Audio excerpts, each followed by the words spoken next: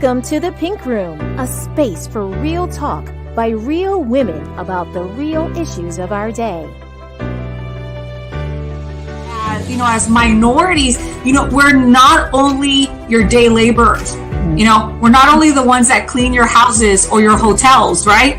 We are human beings that have capacity to be part of every area of this country. So the strategy needs to be to get into these political offices. Every election, every seat, every office. Absolutely. Yeah, absolutely. And Teresa, if I would just like to say, I don't consider myself a minority.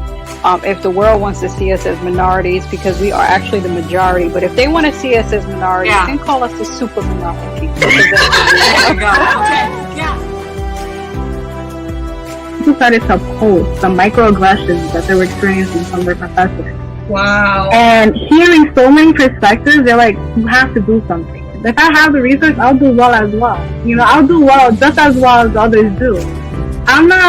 Don't make things easier for me. I just want the resource. That's all. And I think that's the misconception, that they think that we want handouts. We don't want handouts. We just want what the others get. That's it. Give us what you give others, and we will do just as well. Excellent. Ashley. As long as you can ensure that one group of people in this country have access to good education, right, another group does not have access to adequate education, right, you basically guarantee that the group that has less access to good education, then remain the sickest people in our system. And so you have the conflation of several policies, or the absence of policies, that basically create and sustain the perfect storm in this country. That's not where your affirmation is going to come from. Right. Humans fail us all the time. It is not in someone else. You can't find in someone else what you cannot find first within yourself. And what entryways were there for someone else to come in and feed you false narratives? You have to build up those fortresses first. And when I say fortresses, I don't mean walls to block people out. I mean confidence within yourself to know that you can look in the mirror and say to the mirror, Latoya, you are loved. I love you. I love you. You are beautiful. Start your watch parties. Cast the Pink Room on your HD TVs. Post your comments in the chat. This space is yours too.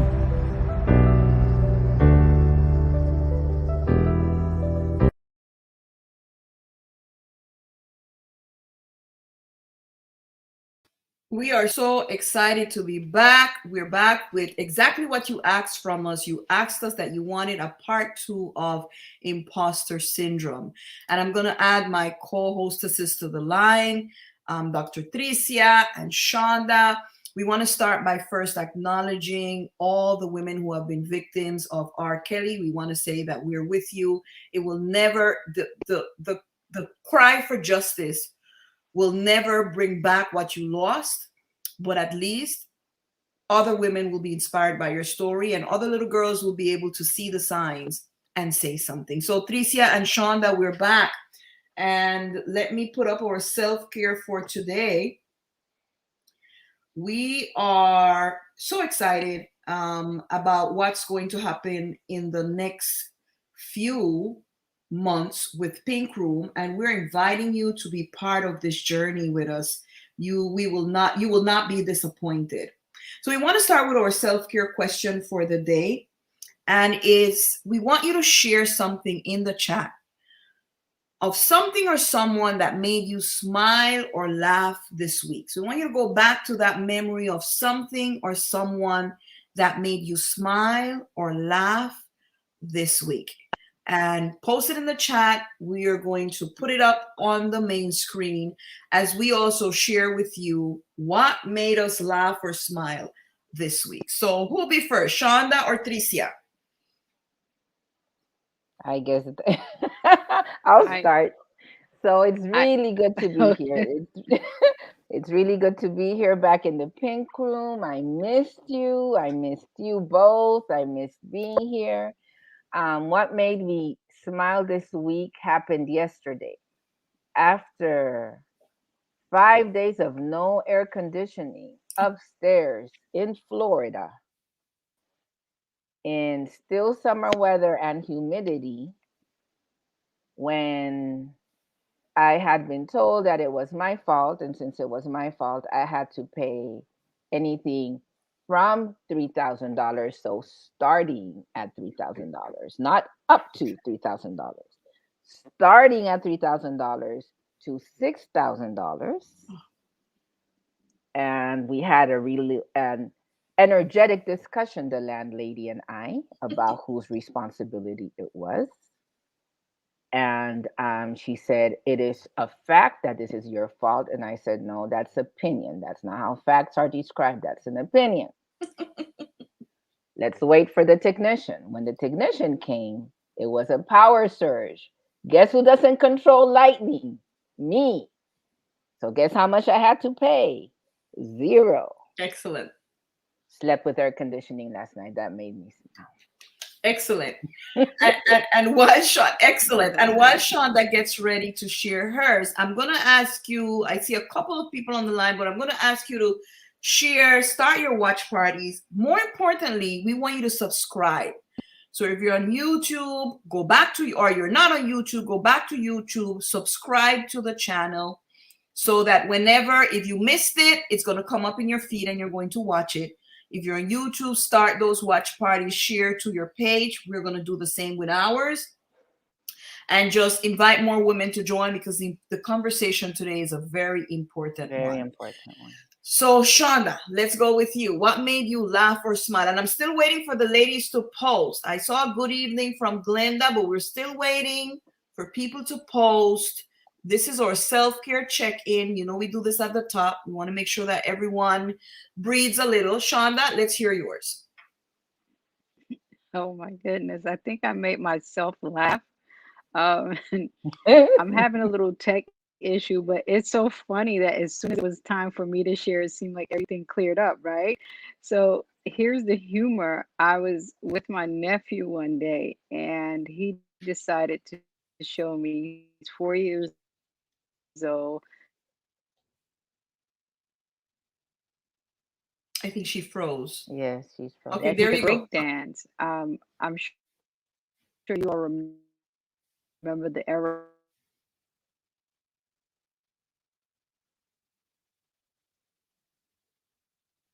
I think she may have to come back off and Dancing, on right? Yeah, Shonda, your internet is giving a little bit of trouble.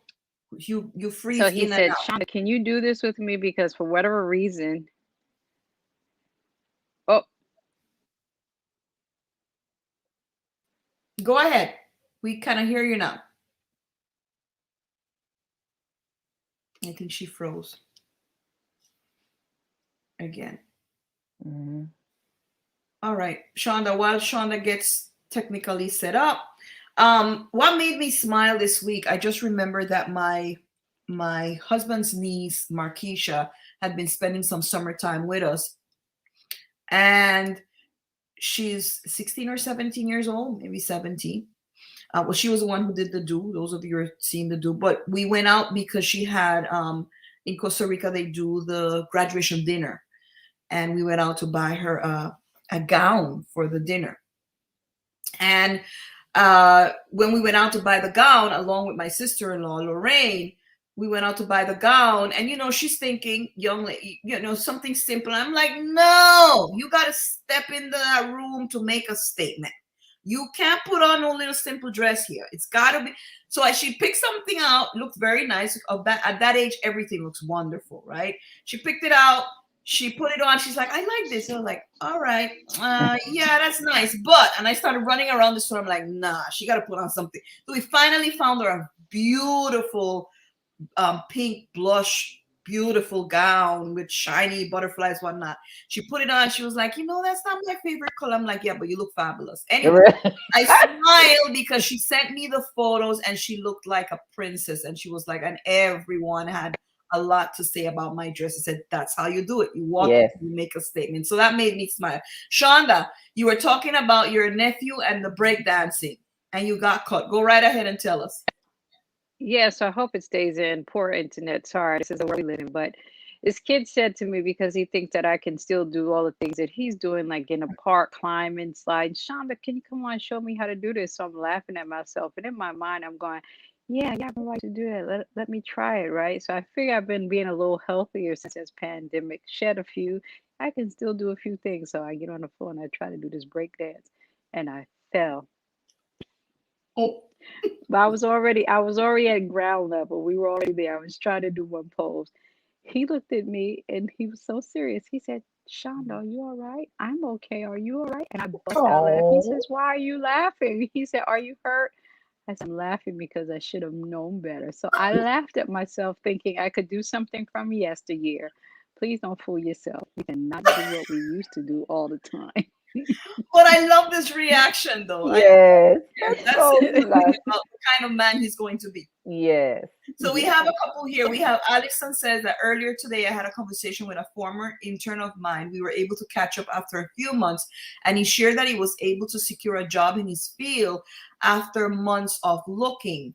It made me smile since it's nice seeing those coming after me take those first steps towards success. Absolutely, Alison. Thank you for sharing that. And we're asking if you share throughout the time that we're here. Oh, someone has said something here. Simone is saying, hi, hello, everyone. Glad you all are back. We're glad to be back to Mr. Pink Room. Something that made me smile this week is my 20 months saying amen in church like an old lady. Oh my goodness, I can imagine. I can just imagine. Good for her. Good for her. Good to have everyone back. So we're going to move along, and we are going to now go to one announcement that we have for Real Women International USA. We're highlighting them this week. Next week, we're highlighting for next session or next recording. We will be highlighting for Real Women International Latin America. USA is having an event. This is Queens, Long Island. If you are in the area, or even if you're not in the area, because this is virtual, you can join in. So I suggest, even if you are living in Smobavia, join in, right? So they're having International Day of the Girl. They're celebrating Digital Generation, Our Generation Girl Code.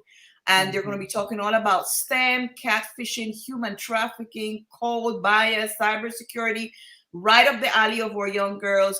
Please join in October 10th from 5 to 7 p.m. If you want more information, contact Hollis, that's Hollis,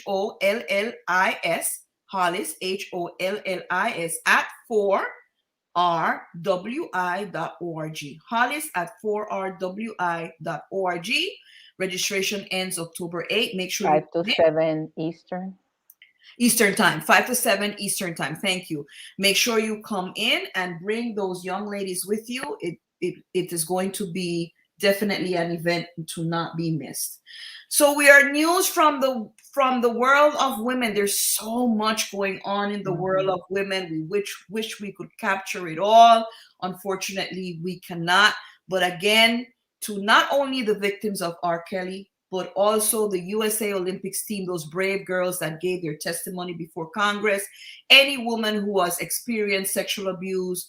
Listen, we are here to uplift you. Your journey serves as an inspiration. You are courageous. You are bold. You did not deserve that, but you're helping other women to speak out, and we thank you. So let's start with our Simone Biles and the Tokyo Olympics. So this week I read an article where Simone finally explained, like, all the way through to the root cause of what happened in the Olympics. So we're all expecting, all hyped up, waiting for her to perform as she usually does and win all of those gold medals. And then I think what shocked me the most was not the fact that she stepped back, but the anger and hatred that was poured her way because she said, this isn't something I can do right now. And everything from traitor, let down your country, you're so selfish, you're not a true athlete. Being an athlete means going through pain and, all of this, like she was a hunk of meat and muscle. and not a person. And it was after testifying before Congress that she said, "You have no idea what it's been like to keep competing for the team that did not protect me from being abused." Mhm. So this wasn't just the fact that she had to overcome the abuse. The abuse happened in the context of what she was competing for.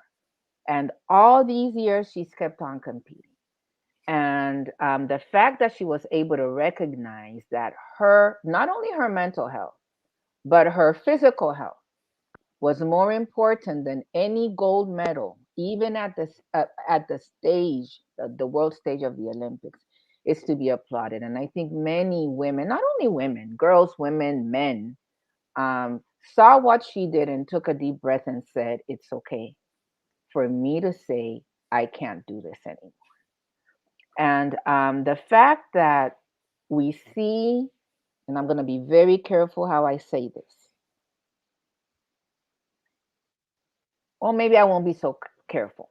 I believe that in many cases, the sports world, if we're not careful, is a continuation of the slave block. And the reason I say that is because owners and people who observe it value you for the muscle you have, what you bring, and if you do not entertain, then I don't want you. Right. The whole shut up and dribble thing. And her ability to say, "I can't do it. I don't care what anybody says. I can't do it."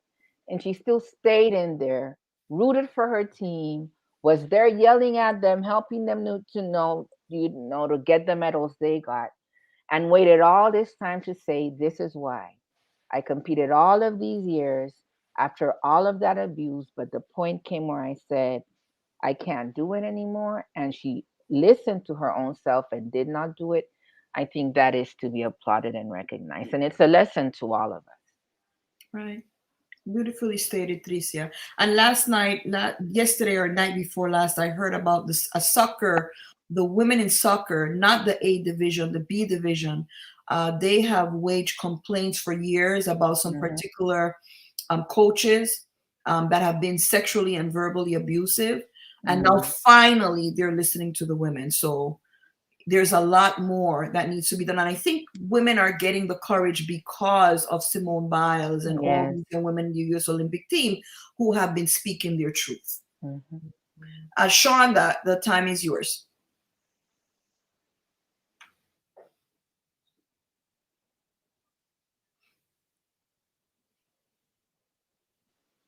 Is she frozen?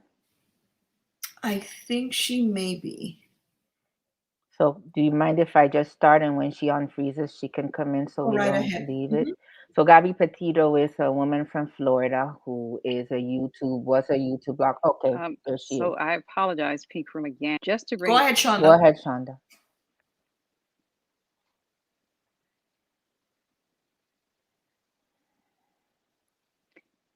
Okay, it's poor again. Thank you, Trish, Dr. T. So this Gabby Petito is a young lady who is gone missing. The key thing in this story is that race is a big issue, right? This is nothing new because it is how this society functions based on its capitalistic world. This young lady has gone missing, and instantly it's a sensation. Black and indigenous or Native American women have been missing for centuries.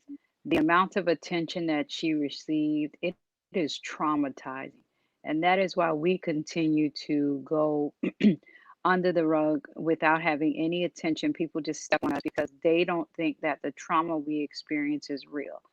For me, personally, it was much more traumatizing to keep hearing Gabby Petito when all along we have Black and Indigenous women who are missing, children who are missing, but because no one respects our pain except for when it's convenient, this is what's happening.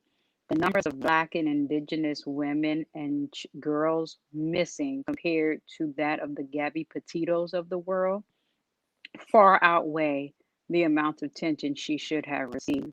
And there have been some others who we would consider allies who are now bringing it to the attention attention as well. And thank goodness, because if this is a world where we're supposed to be saying make America great again, etc., build back America, then why aren't we talking about all of America's people? Gabby Petitos or white women are not the only one who live in America. Black and indigenous women have been missing for centuries. The numbers are off the chain compared to that of white women, but the amount of attention we receive is just ridiculous. It is sad to say that the major news outlets, if you're listening, shame on you, because you were receiving your reviews based on Gabby Petitos.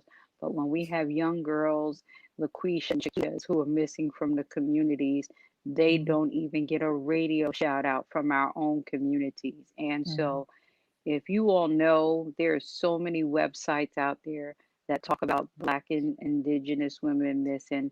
Visit them, check them out, look at them, talk about it in your communities, your religious institutions, etc. The Gabby Petitos, it's sad, they deserve attention, but they are the ones who get the major attention. And unfortunately, this is the bias, the systemic racism, and the machine keeps getting fed when you had every news outlet talking about Gabby Petito, never mentioning the amount of Black and Indigenous women and girls who go missing every day. As a matter of fact, while we're speaking, one is missing. It's reported, it's not on the news. Yeah. And Shonda, if we add to that the Black men, because lately we've had 2 Black men who have gone missing and their parents had to go out and find them. Jelani Day, can't remember the other one, he was a geologist, and the father had to go out because, and let's remember that it's not only the media attention that Gabby Petito, she lives up here in Long Island where I am, it's not only the media attention, but the FBI put full forces behind this. And you have Black young women. There's a website called Black Female and Missing. If you go there, you'll be shocked at the thousands. The indigenous women, you've never seen, not even mentioned on the news. There's no type of police, FBI, nothing is placed behind these cases. The disparities are just too grave, and something needs to be done. And so we do not take away from what happened to Gabby Petito. And then there's a lot more to that, right? If we're even going to look at the fact that the pictures of her and her boyfriend, always happy, so glorious, so fanciful, but now we know that it was a very toxic relationship and there was abuse in the relationship. Now it's being revealed, which is a whole other topic by itself. But we don't take away from Gabby. Still haven't found him. Right. We don't take away from Gabby Petito's case, but what we're saying is everyone, every woman, every child, every man that is missing needs that level of attention. And maybe then missing people will stop, because people kill them because they know nobody's coming looking. Norca, can you take me off and put me back on? Because it looks like I'm frozen. You can hear.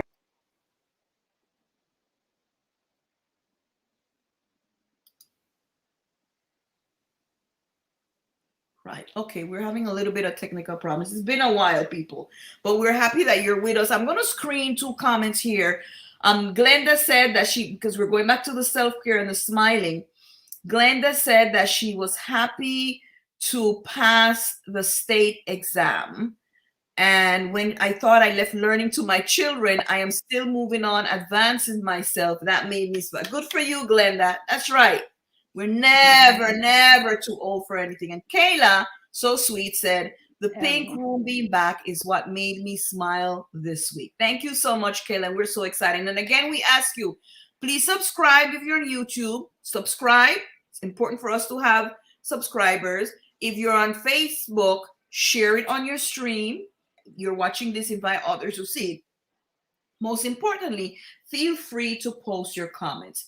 And the final news clip that we want to highlight is Prime Minister of Barbados, Mia Amour Motley.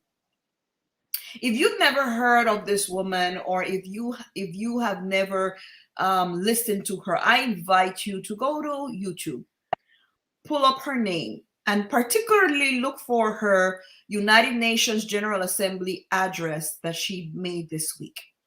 Riveting.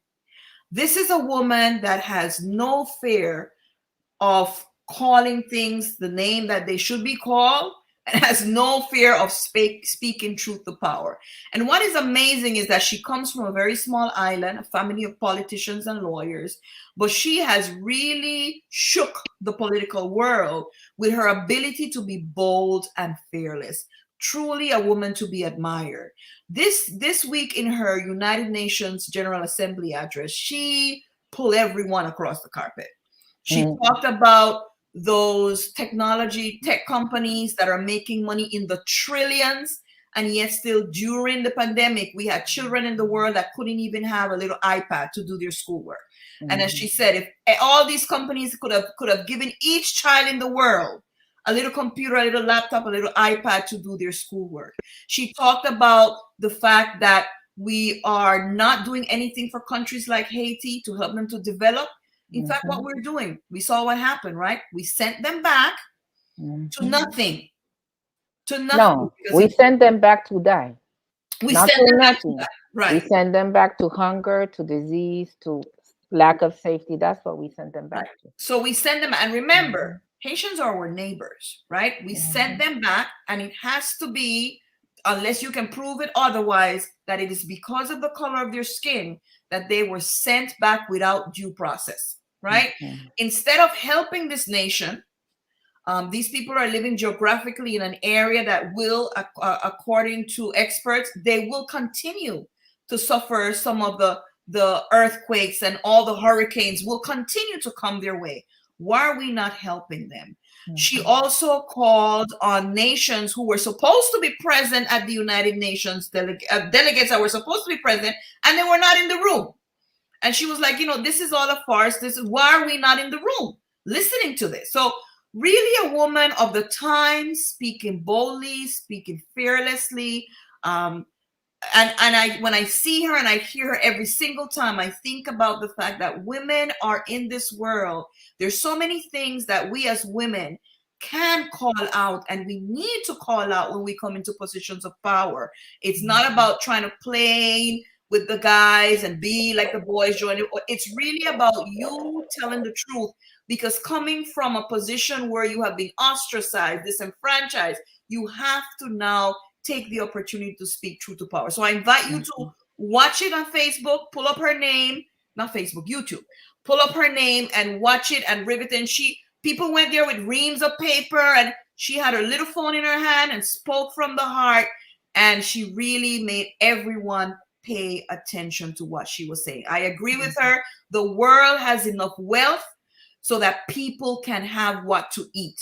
But hunger and poverty is a man-made problem. Don't tell me the people lazy, they don't want. No. It's a man-made problem, because we know that there are people who work very hard and they're still poor and they're still hungry. So we got to do better. Yes. You know, if I could say what was so incredible about her address to the United Nations is this is an organization that was created by the world to unite nations. And she just spoke from the heart about what nations are not doing when we say we are members of the United Nations. So her speech was just down home, real humble, but powerful and truthful. And that's what a United Nations address should look like, bringing the issues of all of these nations.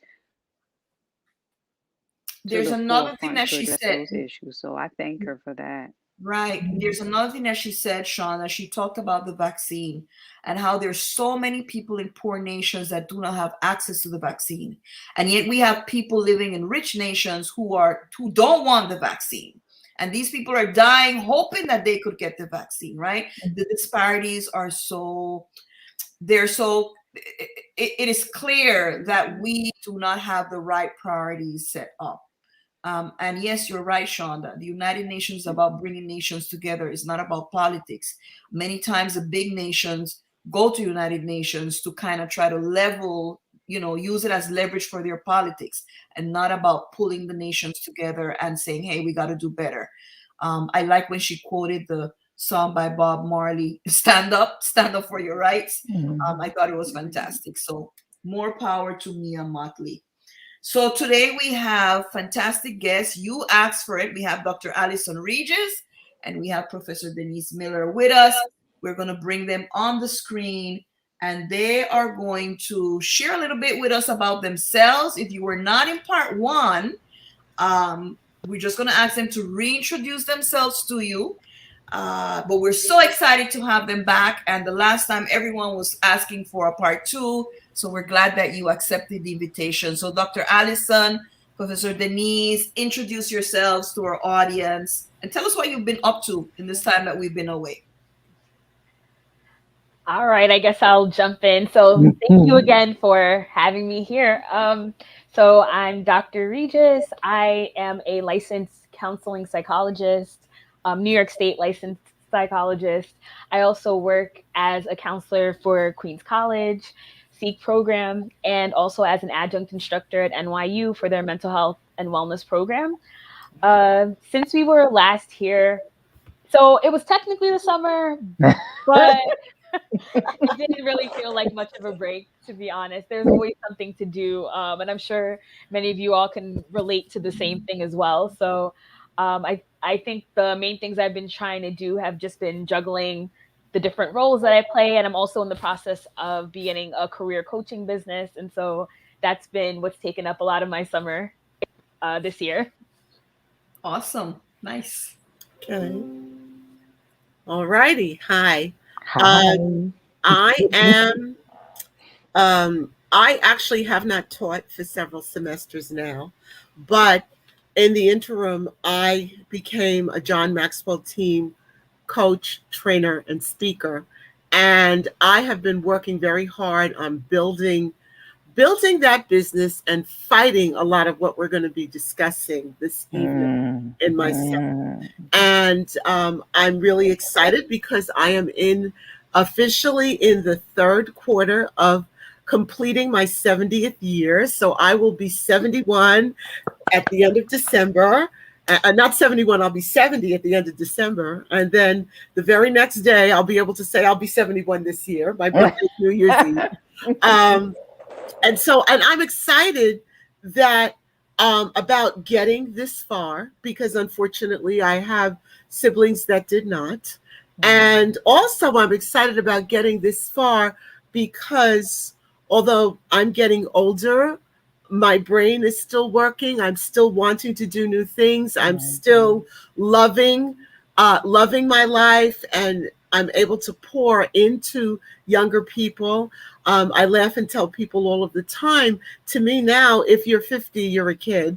So for those of you who think you're old, no, you're not. But I think the biggest thing is all that I'm learning through the John Maxwell team. The fact that I'm learning so much about personalities, communication. The big deal is I started a YouTube channel this summer, and I have posted just about every day since the end of June. And now I have more than 70 videos on my leadership, on my YouTube channel. I've also been posting on Instagram. I will give you my handle so that you can so that you can check me out, so that you can follow me.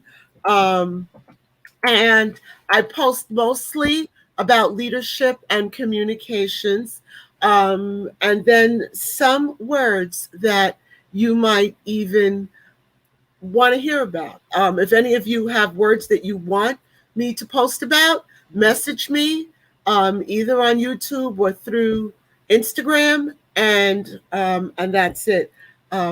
Professor Blackman Richards, I put my handle there so you can post it if people want to see it.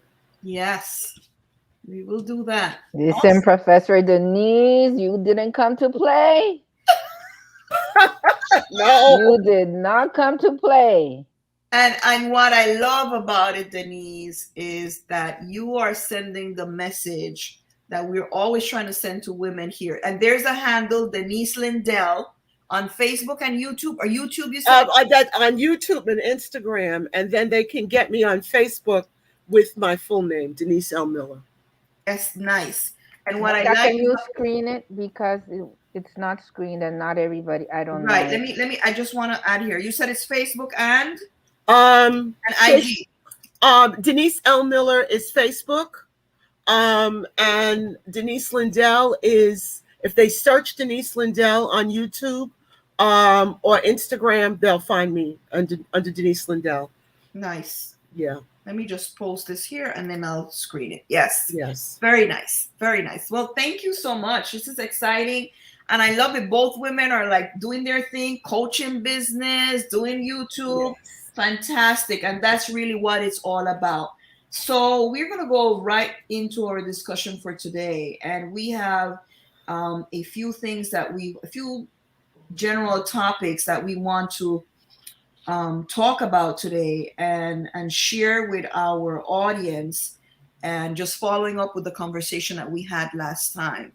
So let's start with defining imposter syndrome. So let's hear Denise and Allison. How would you define imposter syndrome? Dr. Regis, you are the mental, as I said the last time, you were the mental health professional. So we will defer to you. So I guess a simple way I can think of describing imposter syndrome is that idea or that feeling like you don't know what you're doing and everyone else knows what they're doing, and somehow they're going to find out that you don't know what you're doing. Okay. That would be a simple way of putting it, I think. Okay. Yeah.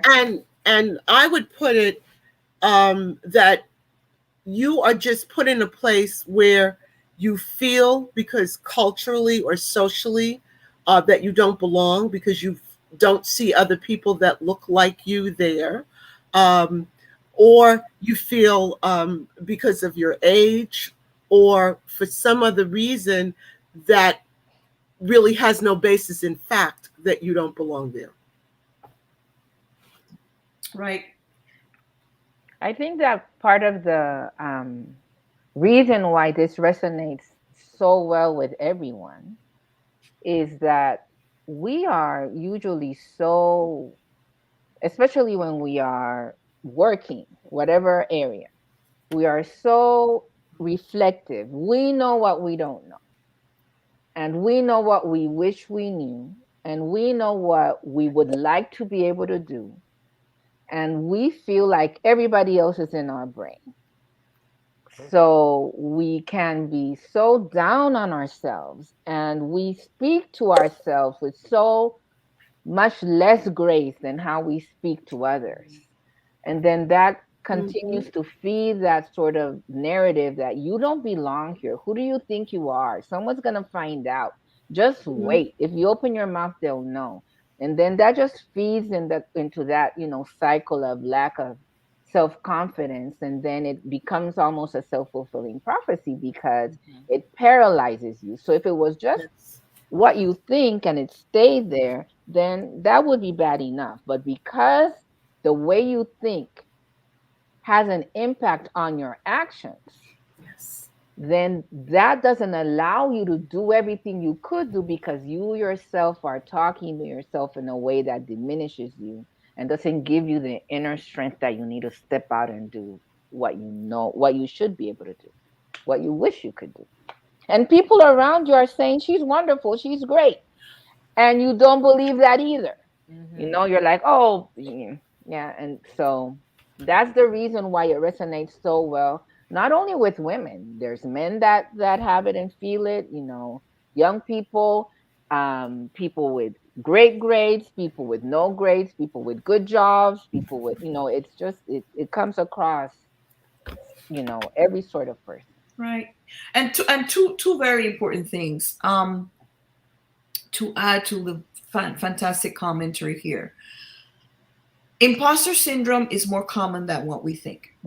I cannot tell you the amount of persons, to add males also, but specifically women, especially younger women and older women, mid-ground, not so much, older, younger, who struggle with the idea that I don't know what I'm doing. I don't know. I don't belong. If they find out that I don't know anything, and you're saying, but you got the degree.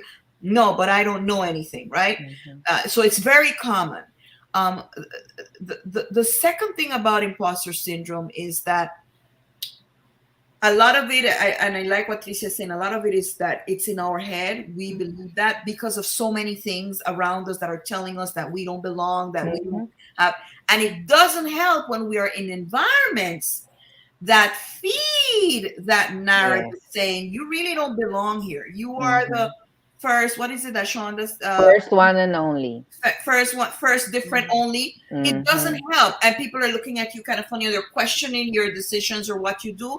It just escalates that idea that I really am out of my league here.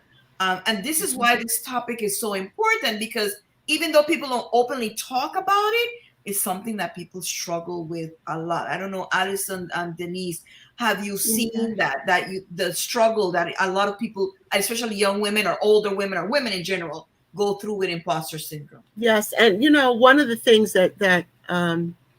Tricia said that really struck me was this, and it is there is a proverb that says that life and death are in the power of the tongue. Yes. And we forget that our brain speaks to us. Our brain speaks to us, and we don't. And there's something I want to just read this directly to you. Our brains speak to us, and so life and death are right there in what we speak, and so we have to be very careful about what we allow our brains to speak to us. And there's a companion proverb with that, and it says, from the fruit of your mouth your stomach will be satisfied, and you were filled with the product of your lips. And so what you say to yourself, okay, is going to propel you, and you really do need to change what you say to yourself, because at the end of the day, it's not what people say to you that matters. It's what you say to yourself. And I think of the time when I was little, and I used to have this thing, sticks and stones will break my bones, but words will never hurt me. And you know what? In a perfect world, yes, because you don't let the words in. The problem, and where the words hurt, is because we let them in. That's right. And we let them lodge. There was a great, I don't remember who it was, that said that you can't stop the birds from flying over your head, but you can stop them from making a nest in your hair. And that's what happens. We allow those attitudes, those words, those offhanded comments to make a nest in our hair. And that's when it becomes the problem. That's when the imposter syndrome comes. And something else, and Dr. Regis, you will have to corroborate this with me, but I read somewhere that to counter a negative comment, it takes 17 positive things. Right. And so every time there's a negative comment, unless you've got that 17 thing, those 17 things, it just stays flat, you know. For it to stay flat, then you're going to keep taking it. You're like a boat with a hole in it. You just keep taking on water. Wow. Yeah. I think, first of all, I think that's very true. And as we were all talking, I was just thinking about the idea that so often our feelings and our thoughts are treated like facts.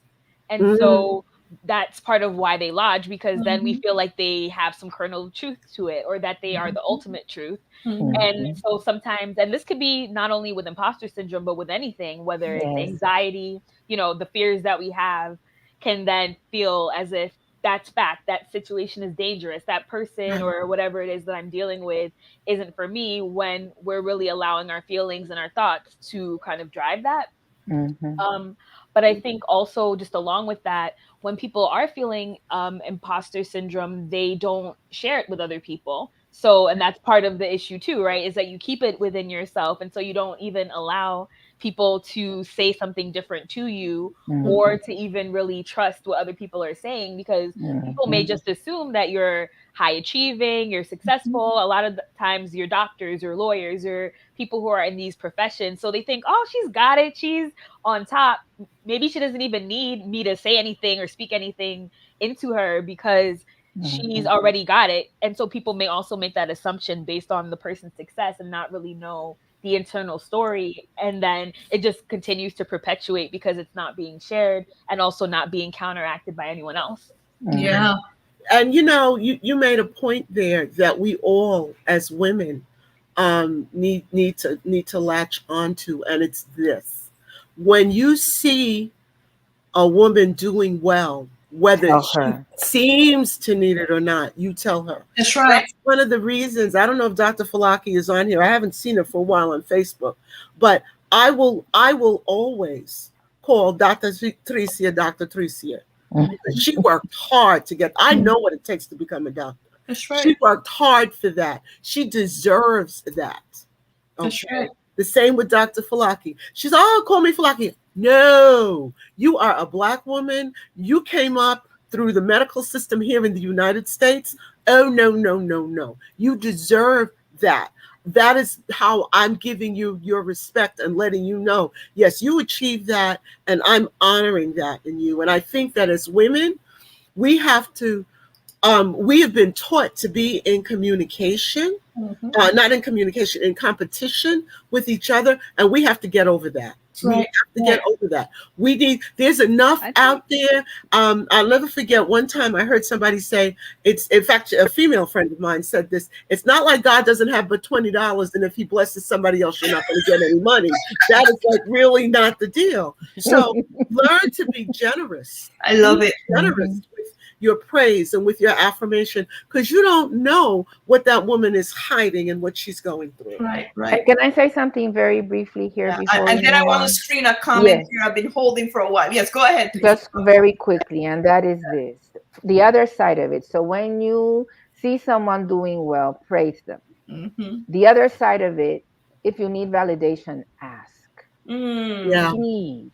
I love that. If you need validation, ask. If you're feeling a kind of way, ask. Ask someone you trust. Ask someone you love. Ask someone to watch it with you. Ask someone. I contacted all my friends today and said, we're back. And they're here. And they're saying hi. And so just, and when it's over, I'll say, how do you think it went? And they'll say, this was great. You know, you might want to check on that. When you feel that you need it, ask somebody. Don't just stay quietly there, suffering through the negative thoughts. Right. And ladies, when somebody asks you, get off your broomstick and give them the affirmation. Okay? Because we tend to want to sometimes she may be somebody you don't like. Don't ask that person. However, build a bridge, get over it, and if the girl is feeling bad, give her some affirmation. And focus on what she's asking you for. She's not asking you to love her. She's asking about this specific thing. I love it. Desmond Morey said something here very interesting. He said, the funny thing is that they often feel intimidated by us, especially when we have the same professional status as them. This is so true. You know, we have it in our mind, and sometimes they may even treat us that way, but they actually feel intimidated by us. And I don't think people realize that. Right. Sorry, somebody was going to say something. I don't know if it's Shonda or... Well, it was me probably. I always want to say something. Y'all know that. But first of all, Mr. Murray, thank you for being on. It's swimming in the estrogen pool. We welcome you. And he is totally right. People do feel intimidated by women who are accomplished, because women of color, particularly, because we've had to work significantly harder to get the credential, which means we are probably better because we did probably put a lot more into it just to get to ground zero. That's the way I was raised, that you're always going to need to work twice as hard and twice as long to get half as far. And you know, and in the generation I grew up in, that was exactly the case. It was exactly the case. So sometimes people are intimidated by us because we've had to have our ducks in the row. We couldn't afford to be wrong. Absolutely. I have another comment here from another gentleman swimming in the estrogen pool. Our brain is designed to make us Dr. Richards, welcome. I know. Our brain is designed to make us feel and act before we're able to think when we're under stress. So when we're in environments that are continuously triggering deceptive feelings, we may end up believing and acting on the lies our feelings are feeding us. Ooh, Yes. Yeah. Yes. So very, very true. I want to take us now to this part, our own personal encounters with imposter syndrome. And here's where we wanted to share with the audience some of our personal experiences with imposter syndrome and how we got over them. And I love the diagram that is here with, you feel that you only know that little blue part and you think that the others know all this stuff more than you, when the reality is not it. Or feeling, you know what, I don't deserve to be here. But then there's the person who's saying to me, yes, I believe you deserve to be here, and I invited you here because I believe so. Or saying to you, because you earned it. So what has been our experience with imposter syndrome as women of color? Okay, I guess since I've been a woman of color longer than all of you.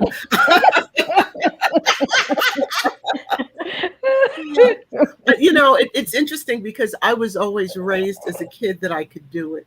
And I went into environments, especially when I first went into corporate, feeling that I could do this. Although people tried, no, they didn't try. They let me know that I did not belong. But I still, I knew that I was carrying on my back as the first female in my family to go to and complete college. I was carrying on my back the fact that I had to do this.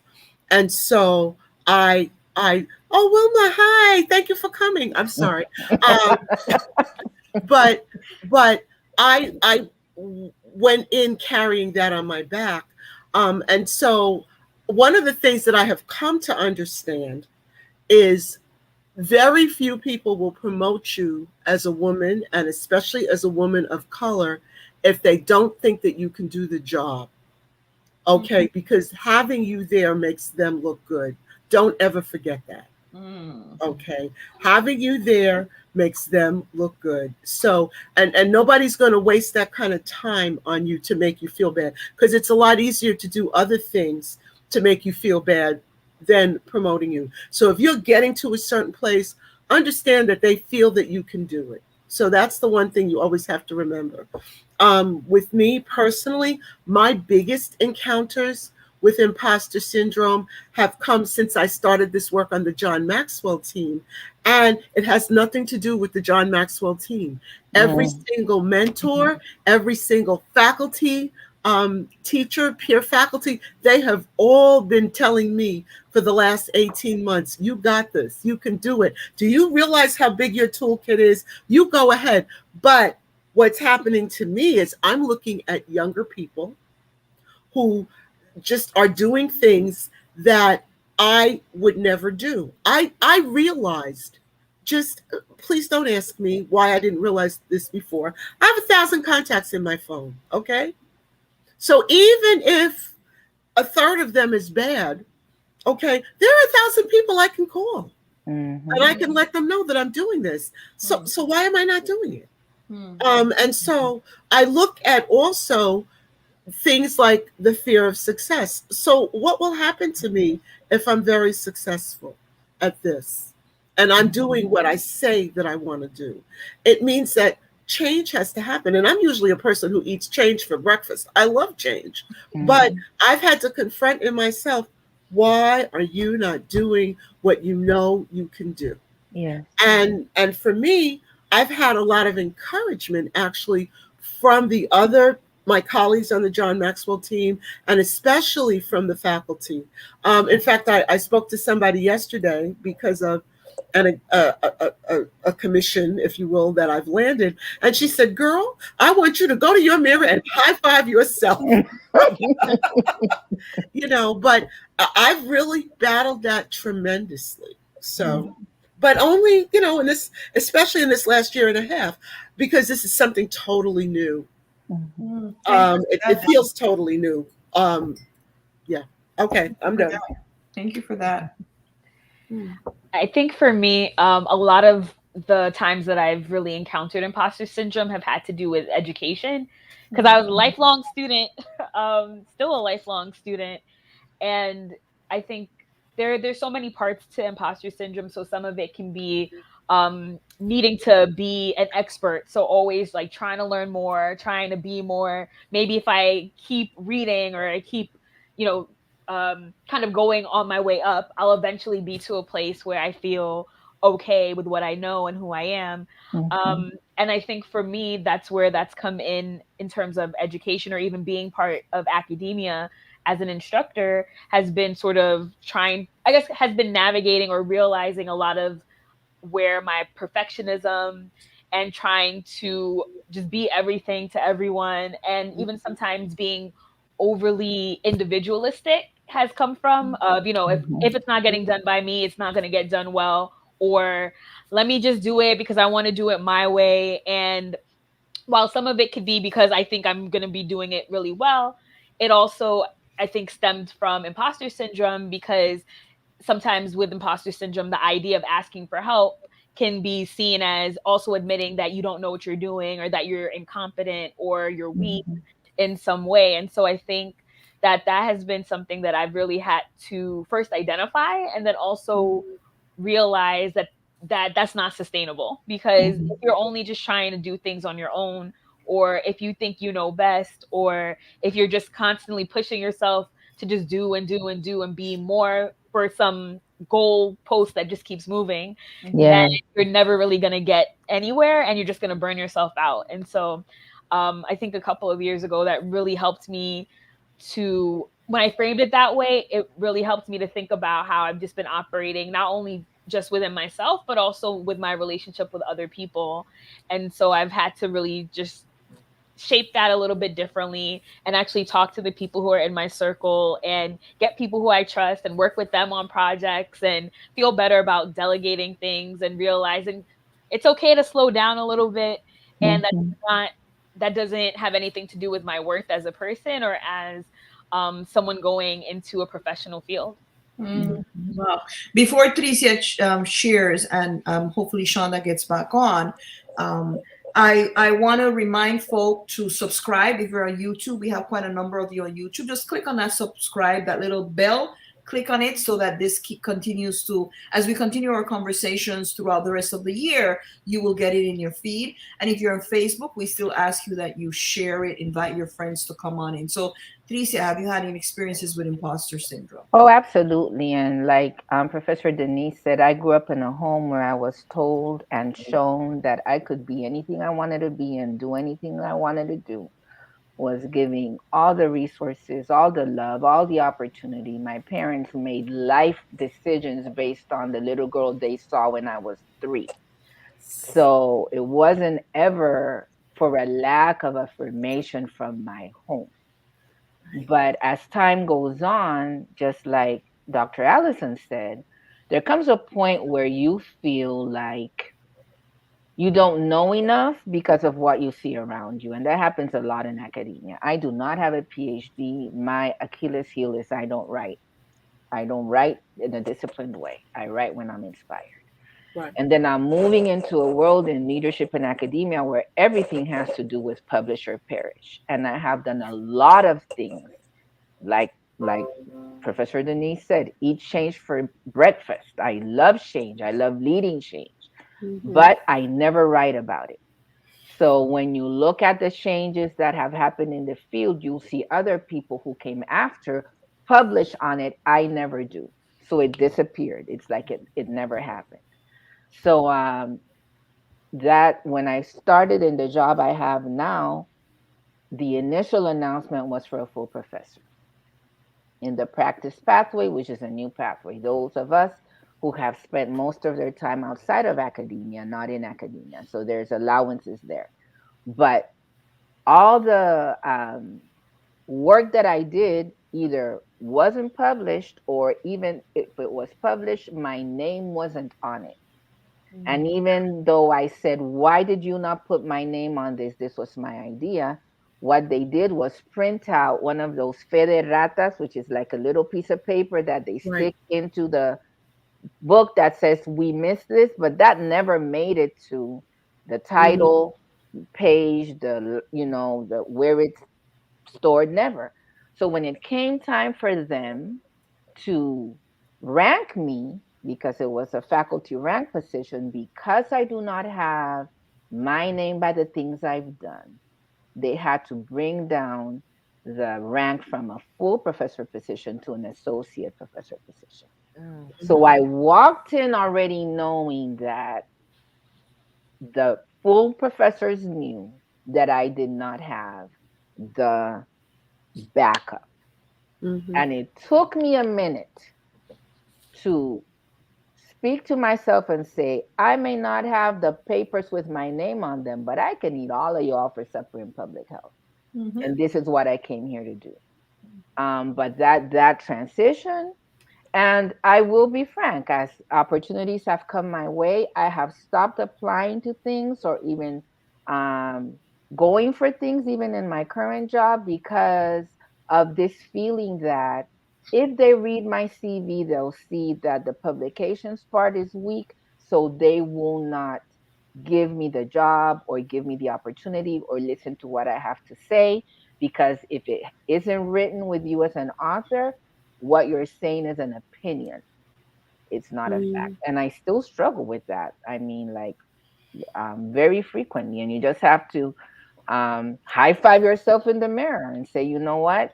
With it or without it, I'm here.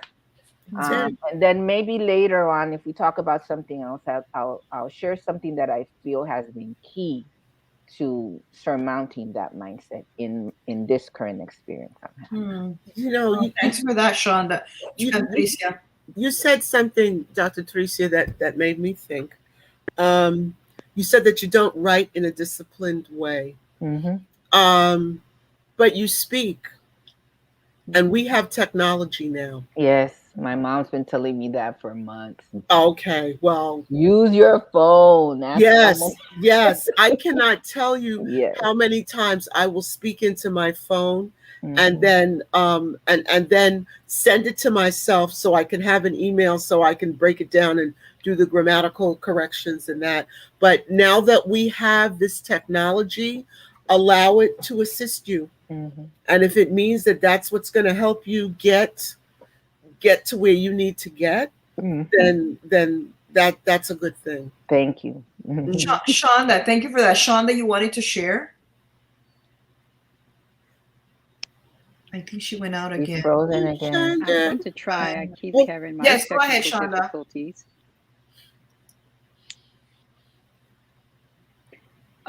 I think with me, imposter syndrome has been that people take your kindness for weakness.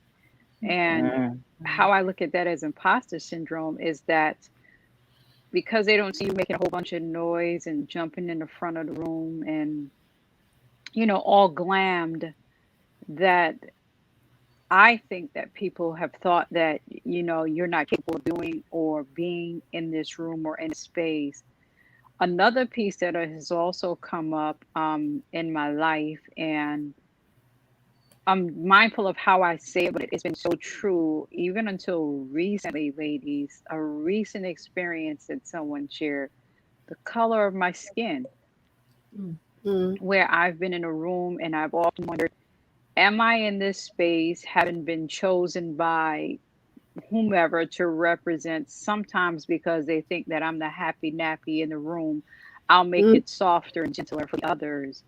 Oh my and word, unfortunately, unfortunately, it has caused me to sometimes go, well, do I really need to be here?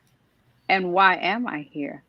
But deep down inside, because I grew up in an environment where I know that, Shonda, if you want to do it, try it. And I just had this inspiration, and I know it's by a source greater than I, who inspired me. I've gone places and done things that my peers wouldn't do. And they say, Shonda, you just decide, I wanted to. I'm interested.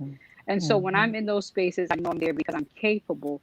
But sometimes those things do come in mind. Is it because of this? Is it because you're one, or people don't think you're too loud, or you're this way, that you're here to represent and to share. But I've learned as I've increased in wisdom, as Professor Miller would say, when you increase in wisdom, you learn to be able to be who you ought to be.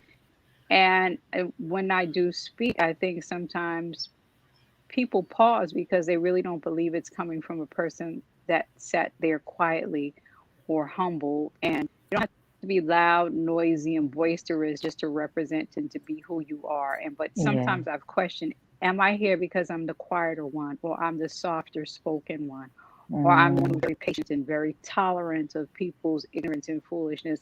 But I'm getting to a point where now I just don't have the ability to tolerate tomfoolery, and so I just go forward and pushing through that imposter syndrome.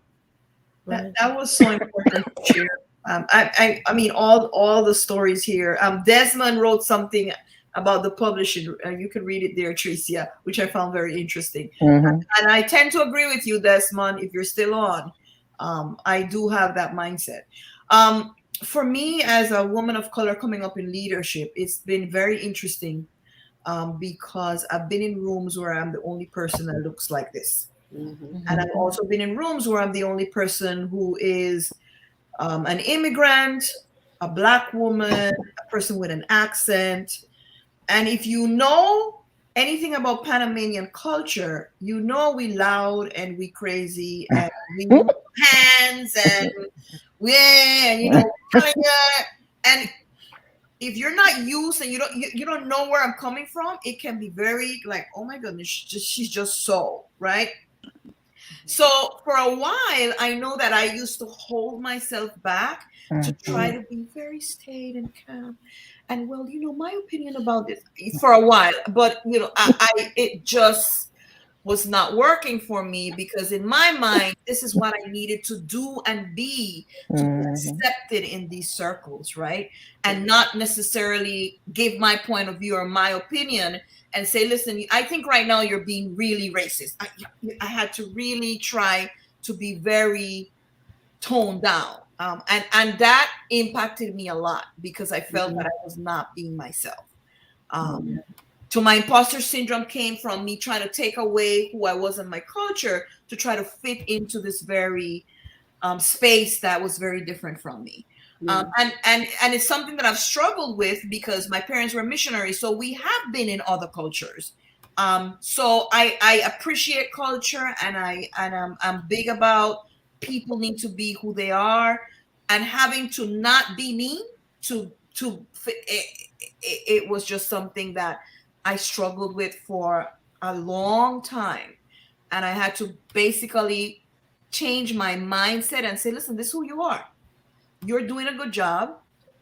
If they thought you weren't doing a good job, you would have been fired. A long time ago. Yes. Right? They're not keeping you if you're not doing your job. To prove that you know what you're doing. And when you talk, they know that you're telling them the truth. So they shut up, not because they think you're loud. They're shutting up because you're actually speaking truth to power. And I realized that because one of the VPs said to me, he said, Norca, can I share this with you? When you speak, and I was like, oh, here we go. When you speak, you're too loud. In my mind. And he was like, when you speak, you really set the room on fire, even though you don't realize it because you're always hitting the nail on the head. And we don't know how to deal with the truth that you bring forth. And that made me take a backflip like, oh, it's the truth, not the loudness. That's what they're doing. But yeah. So maybe this is a good time to say what I was going to say before that I said I'd say later. So one of the people I invited to our pink room today, her name is Dr. Elizabeth Horsch-Freeman. And you screen what she said a couple of times. She is the special advisor for diversity where I work. And she is probably the first woman in my professional life, and I have been working since 1998. That is the Black woman that has said my name in a room. Excellent. When it mattered, that has consistently said it, that has invited me to the meeting, that has invited me to the table, that I haven't gotten there because of she intentionally has Mm-hmm. done this. So when I started to wonder about this new space after Mr. Floyd was murdered and how we do integrate race, systemic racism into education, and started doing something new in my college that I don't think has been done before, but was wondering, am I crazy because there's so much, like, do you know what you're doing? No one else is doing this. The fact that she did this and continues to do this helped me to get over it and say, no, we're doing this. We're doing this. And then when they question me, I say, we are the model. We're going to do this. So the reason I'm saying this right now, after what you said, Norca, is that it is so important that external validation is very important to be able to overcome this imposter syndrome. Just as we heard that stick and stones may break my bones, but words would never hurt me, we also hear it's not important what other people say. It's only important what you think. No, what other people say is important, because what I've learned is that your identity comes not only from who you say you are, but your identity comes from what you believe you are, what you believe people believe you are, how you believe they judge you because of what they believe. And then that makes part of your identity.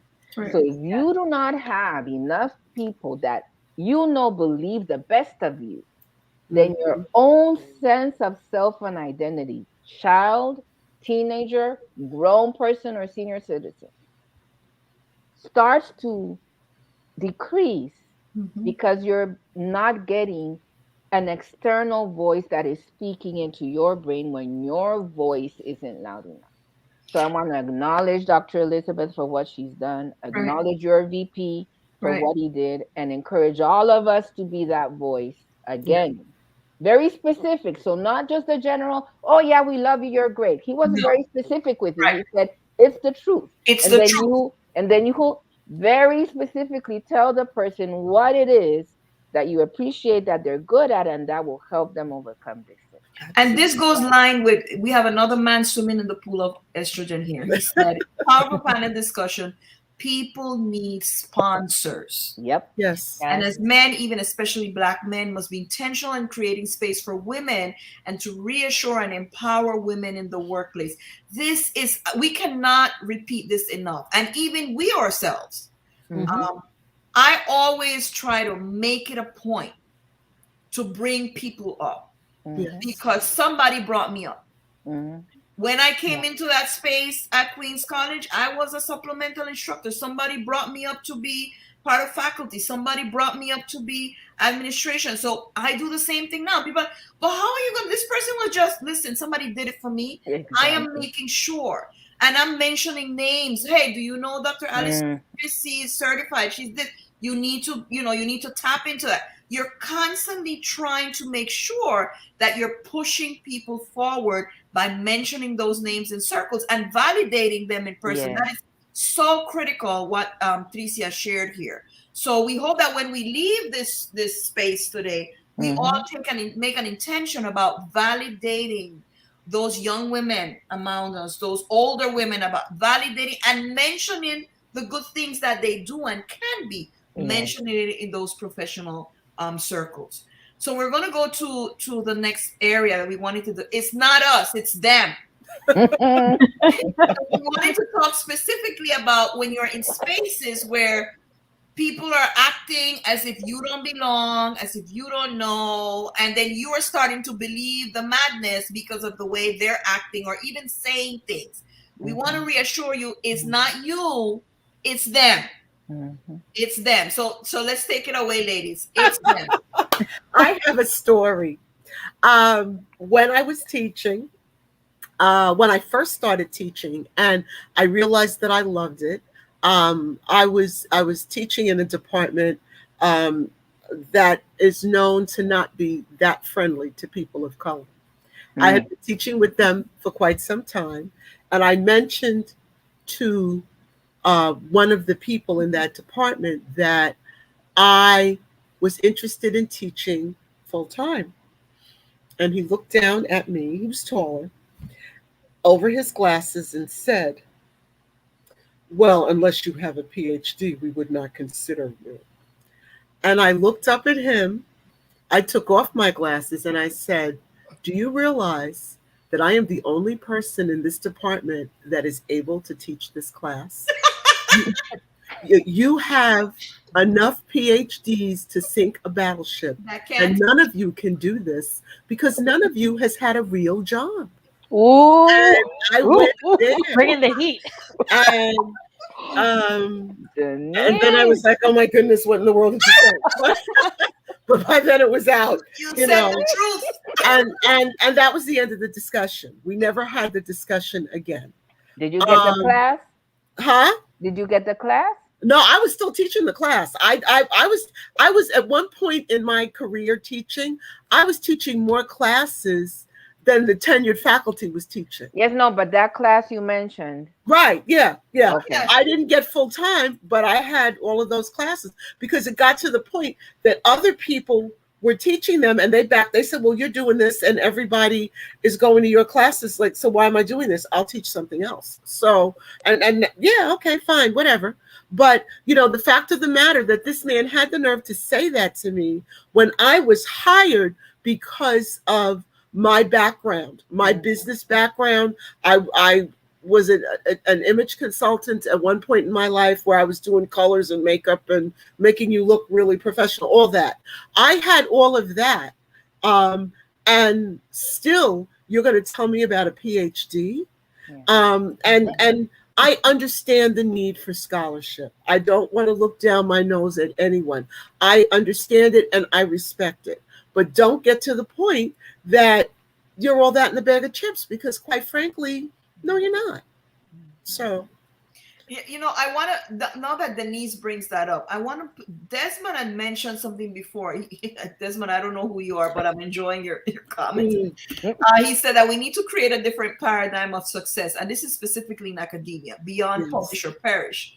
First, what is the impact of specialized articles in esoteric journals that nobody reads except authors themselves? And then he asks this question: how many articles did Gandhi write, or Steve Jobs, or Jesus? Is there any doubt about their impact or value? And this is a larger conversation for another pink room. But academia traumatizes people with this whole publish or perish or whatever. And I think that because of that, it stifles other aspects, creativity and scholarship of teaching, because not every PhD can teach. Very good point there, Denise. Most of them can't teach. But teaching needs to be something that and service needs to be something to be looked at also. But we digress. It's not. No, we don't digress actually, because we're proving the point that it's not us, it's them. Well, and an individual who was a full-time tenured PhD professor once said to me that most professors do not go to teaching in college because they love to teach. They go because that's where the research dollars are, and they tolerate teaching. Yeah. Which I think is really sad. It is really sad. It is really a shame. But it's true. But then even so, it is for another pink room. Yeah. So just parenthesis. There's a reason why service isn't valued. There's a reason why teaching is not valued as much. There's a reason why advising and mentoring isn't valued, because who tends to have those roles? Thank you. Right. Yep. Right. Thank you. There we go. That's exactly it. And until we turn those tables, it's going to be like that. Absolutely. But any other opinions or any other advice on helping people to realize that it's not that you're not worthy, or it's not that you're not capable. You got the job, you earned it. Yes. And anyone who makes you feel differently is not really something wrong with you. It's really them. I feel like it has a lot to do with accountability.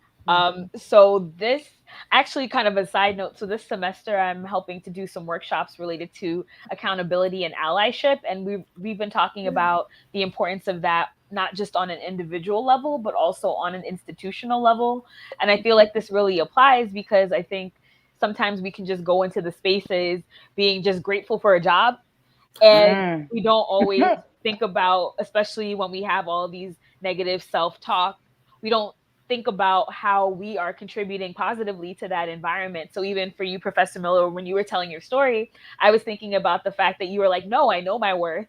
I know that I'm the one who can teach this. I'm the one who brings the students in here and they want to take my classes. And so you were able to then leverage your experience and what you actually bring to the table to then get the outcome that you were looking for. But oftentimes we don't do that. Sometimes we may just kind of have our tail between our legs and just say, oh, well, I guess that, you know, it is what it is. And this is just what it's going to be. And so we don't always hold the institution accountable, especially these days when so many institutions are coming out with their diversity statements and we value X and we value Y. But then the actual policies and procedures and the different things that they're promoting don't really actually push for greater diversity of individuals or experiences. And I feel like that is something that sometimes can be overlooked. Or sometimes what happens is people don't like the environment and then they leave. And then the people who are left are either the people who may not really say anything and are quietly suffering, or the people who are just fine with the status quo and just continuing to perpetuate a lot of that. And so I think we need to think about how we hold institutions really accountable for their microaggressions, their racist dynamics, and also, you know, who are they actually hiring? Because even when it comes to hiring, sometimes people will just give that blanket, oh, that person's just not a good fit, or they just won't fit with the culture. We're not doing that anymore. But what does that mean? What is that code for? Exactly. And how do we really just like poke that? Where is the cultural disconnect? You need to let them know. And then the other thing is it's true that sometimes we will put up with stuff just to have a job, because like at the end of the day we all need to eat. Okay? But one of the things that had begun to happen in me was it just like, I am not going to allow, no, I can't say that. This is, but I'm not going to allow, how do I like say it, Denise, just lay it right Come on now. No, I only say outrageous things after 9 o'clock at night. I always tell people, you can't trust what I'm going to say after 9 o'clock at night. But I am not going to allow you to, to hand me one thing and tell me it's another and sit there and say it's okay when I know the difference. Okay. And I think that there is a place for holding your peace so that you can have a job. Okay. And I get that. And quite frankly, a lot of younger people are in that place where, look, I've got kids to feed, I've got loans to pay off, I have things to do. And so I need to put up with that. And I believe young people across the board put up with that. It's not only women, it's not only women of color. I think it's everybody in a certain age group. But I think also there has to come the time that you just speak truth to power and begin to ask uncomfortable questions and to have those uncomfortable conversations. But when you have them, you have to really be sure that they may try to get rid of you. Okay, you've got to have a plan B if you're going to do that, because they may try to get rid of you. And I remember moving from one place to another because I had realized all along how I had been treated, and I had gotten fed up with it. And I was just like, I'm not dealing with this anymore. Okay. And I never did get in that person's face and say, I'm leaving because you treated me like this. I just said, you know what? I'm really needed much more in this space than I am where you are. And I left it because I knew how vindictive this individual was and how that was going to be an issue for me. But at the end of the day, I did end up having a conversation with someone who a couple of years later said something to me, and I felt really not what they were asking me to do was not valuing me as a person. And I looked them straight in their face and I said, no, what we value, we are willing to pay for. And that was it. I dropped the mic and the conversation was over. Yes. I don't think they expected me to say that. And that's it. But that's, I will tell all of you young women, you need to make sure that you are being valued. And if you're not being valued, even if you're needing to put up with it for a time because of your income or needing the income, you need to recognize when you're not being valued. You need to at least understand that, no, I am being used, I'm not being valued, but that's okay. I'm using them back because I've got the income, I've got the medical insurance, I've got the whatever. But understand when people don't value you, so when you get the opportunity to walk away, you don't feel a false allegiance and feel like you need to stay there. That is a part, Denise. And Tamika, hey Tamika's serving the Army. We're very proud of her. She's taught to shut and develop a tough skin to stay employed. And that is the part that I fear, Denise, sometimes when people feel they become with this fault, they develop this false allegiance to these systems that really are there to tear them down. And you need to be very careful because it's a very tight line that you're walking. Sometimes it is better to say the truth, document it, say it publicly, than to stay with your mouth shut and allow it to become something else. You're going to have to study well the patterns, but staying there and trying to play the game with them does not guarantee even that you'll have the job. And and something that was said earlier, you would not have been promoted if they didn't need you and if you weren't doing a good job. So understand that you owe them nothing. Okay, because they probably weren't paying you what you were worth anyway. Okay, excellent. And so understand that they don't. And I used to, when I taught introduction to business, I always used to teach students, organizations are individuals, and they will function to save themselves first. You don't matter, and if they have to cut you off to survive, they will cut you off like a dead tree limb in a heartbeat. So don't develop allegiance to an organization. Your first allegiance needs to be to your career and yourself. And anything that you do needs to be pragmatic.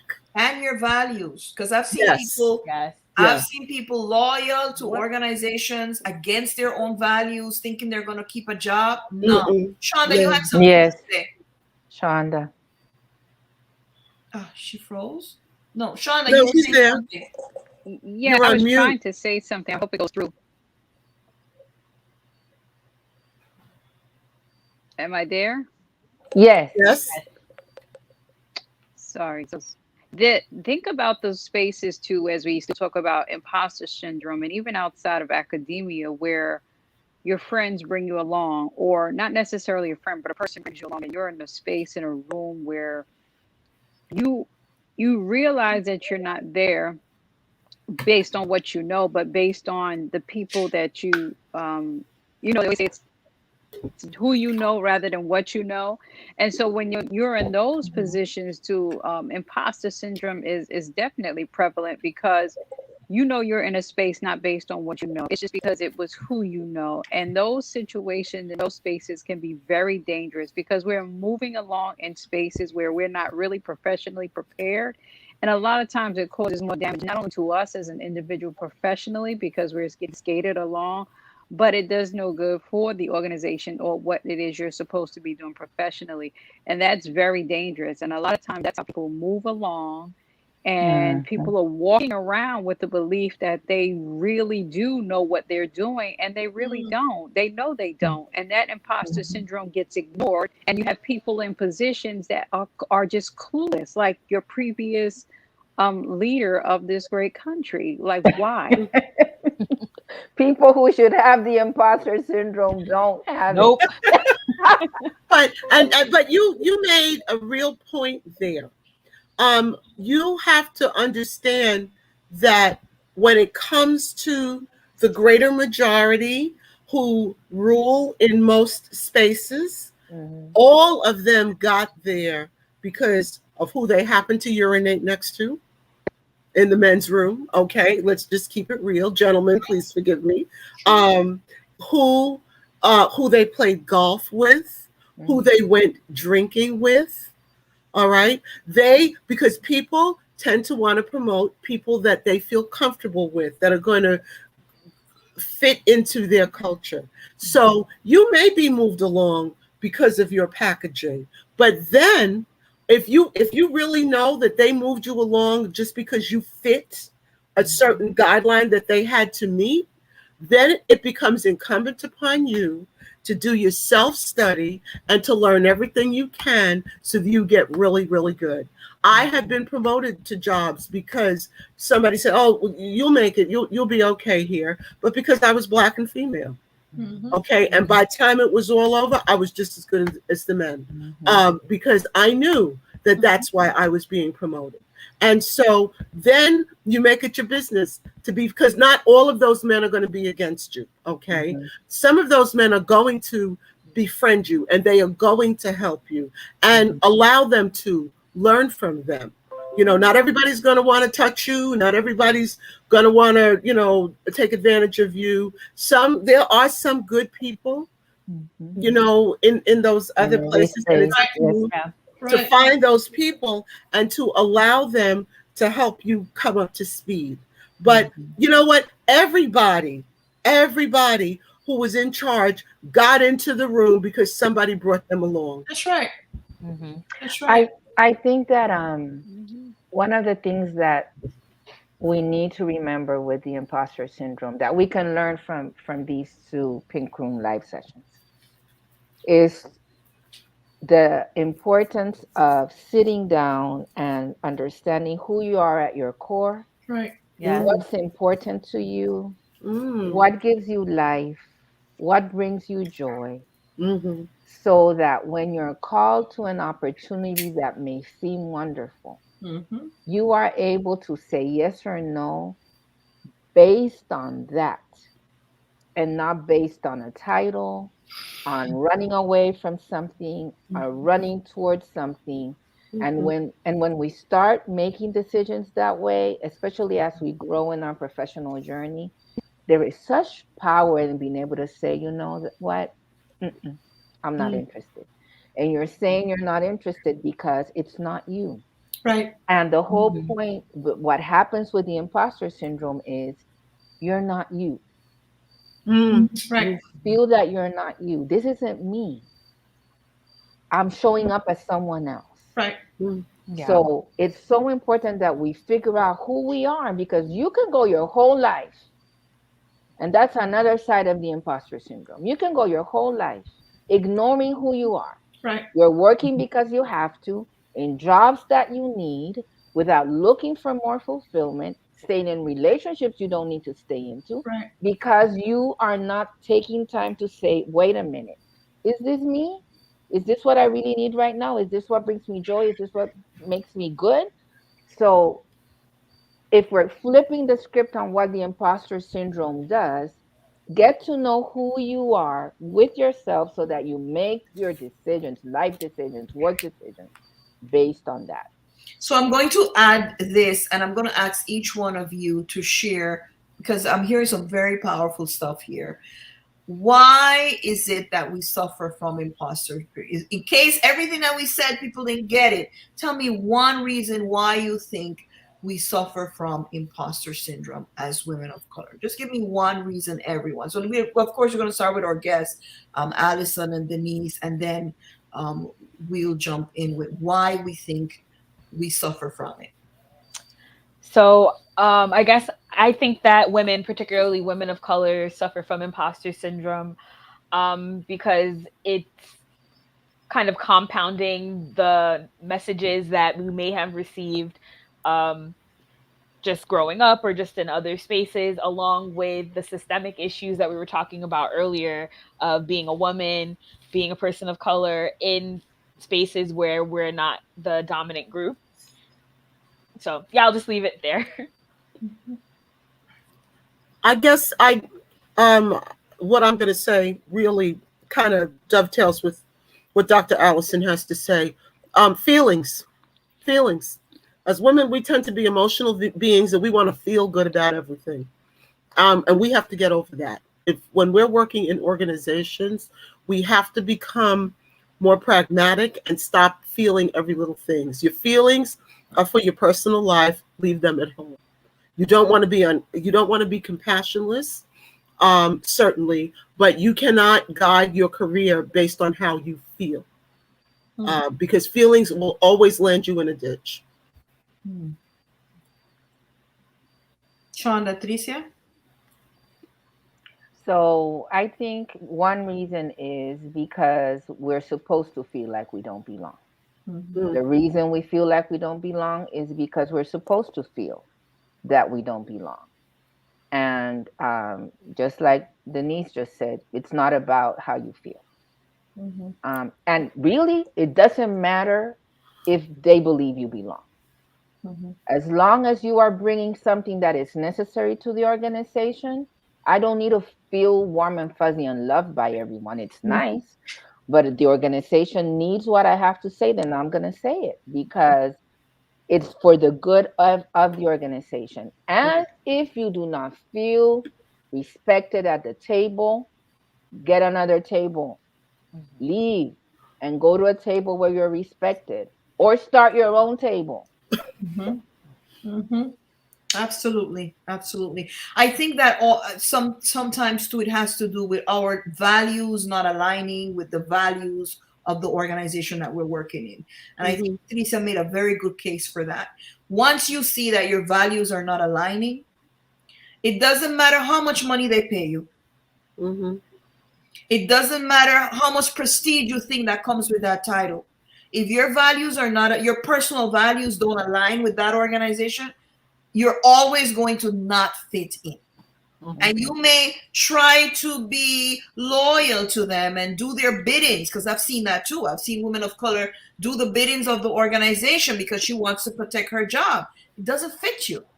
It doesn't fit you. So there's this disconnect with what we know to be right and what we're right. So we have this consistent battle in our mind is going to always be part of it. So sorry, go ahead. It feels like when you're, so if you're going to work and you're changing your clothes in your car, you're not your literal clothes, but you're putting on the mask and the smile and the talk and the tone and the accent, and then you have to take all of it off on your way home. It's exhausting. And you may keep the job, but your health will suffer. Your family will pay the consequence. At the end of the day, it's not worth it even if you keep the job. That's right. Because you're tired before you get there. And you're no good to yourself or others when you leave. Absolutely. Absolutely. And I think that the illnesses that women also, we know now that a lot of the cancers that we get, and they say, oh, these are usual female illnesses, come with the stress of being in spaces where we know has nothing to do with your ovaries. Exactly. That's right. Exactly. Shonda's back. Yeah, no, but Shonda's back. Shonda, she goes back. I can wait. Shonda, you were cut off. Do you want to share what you were going to share?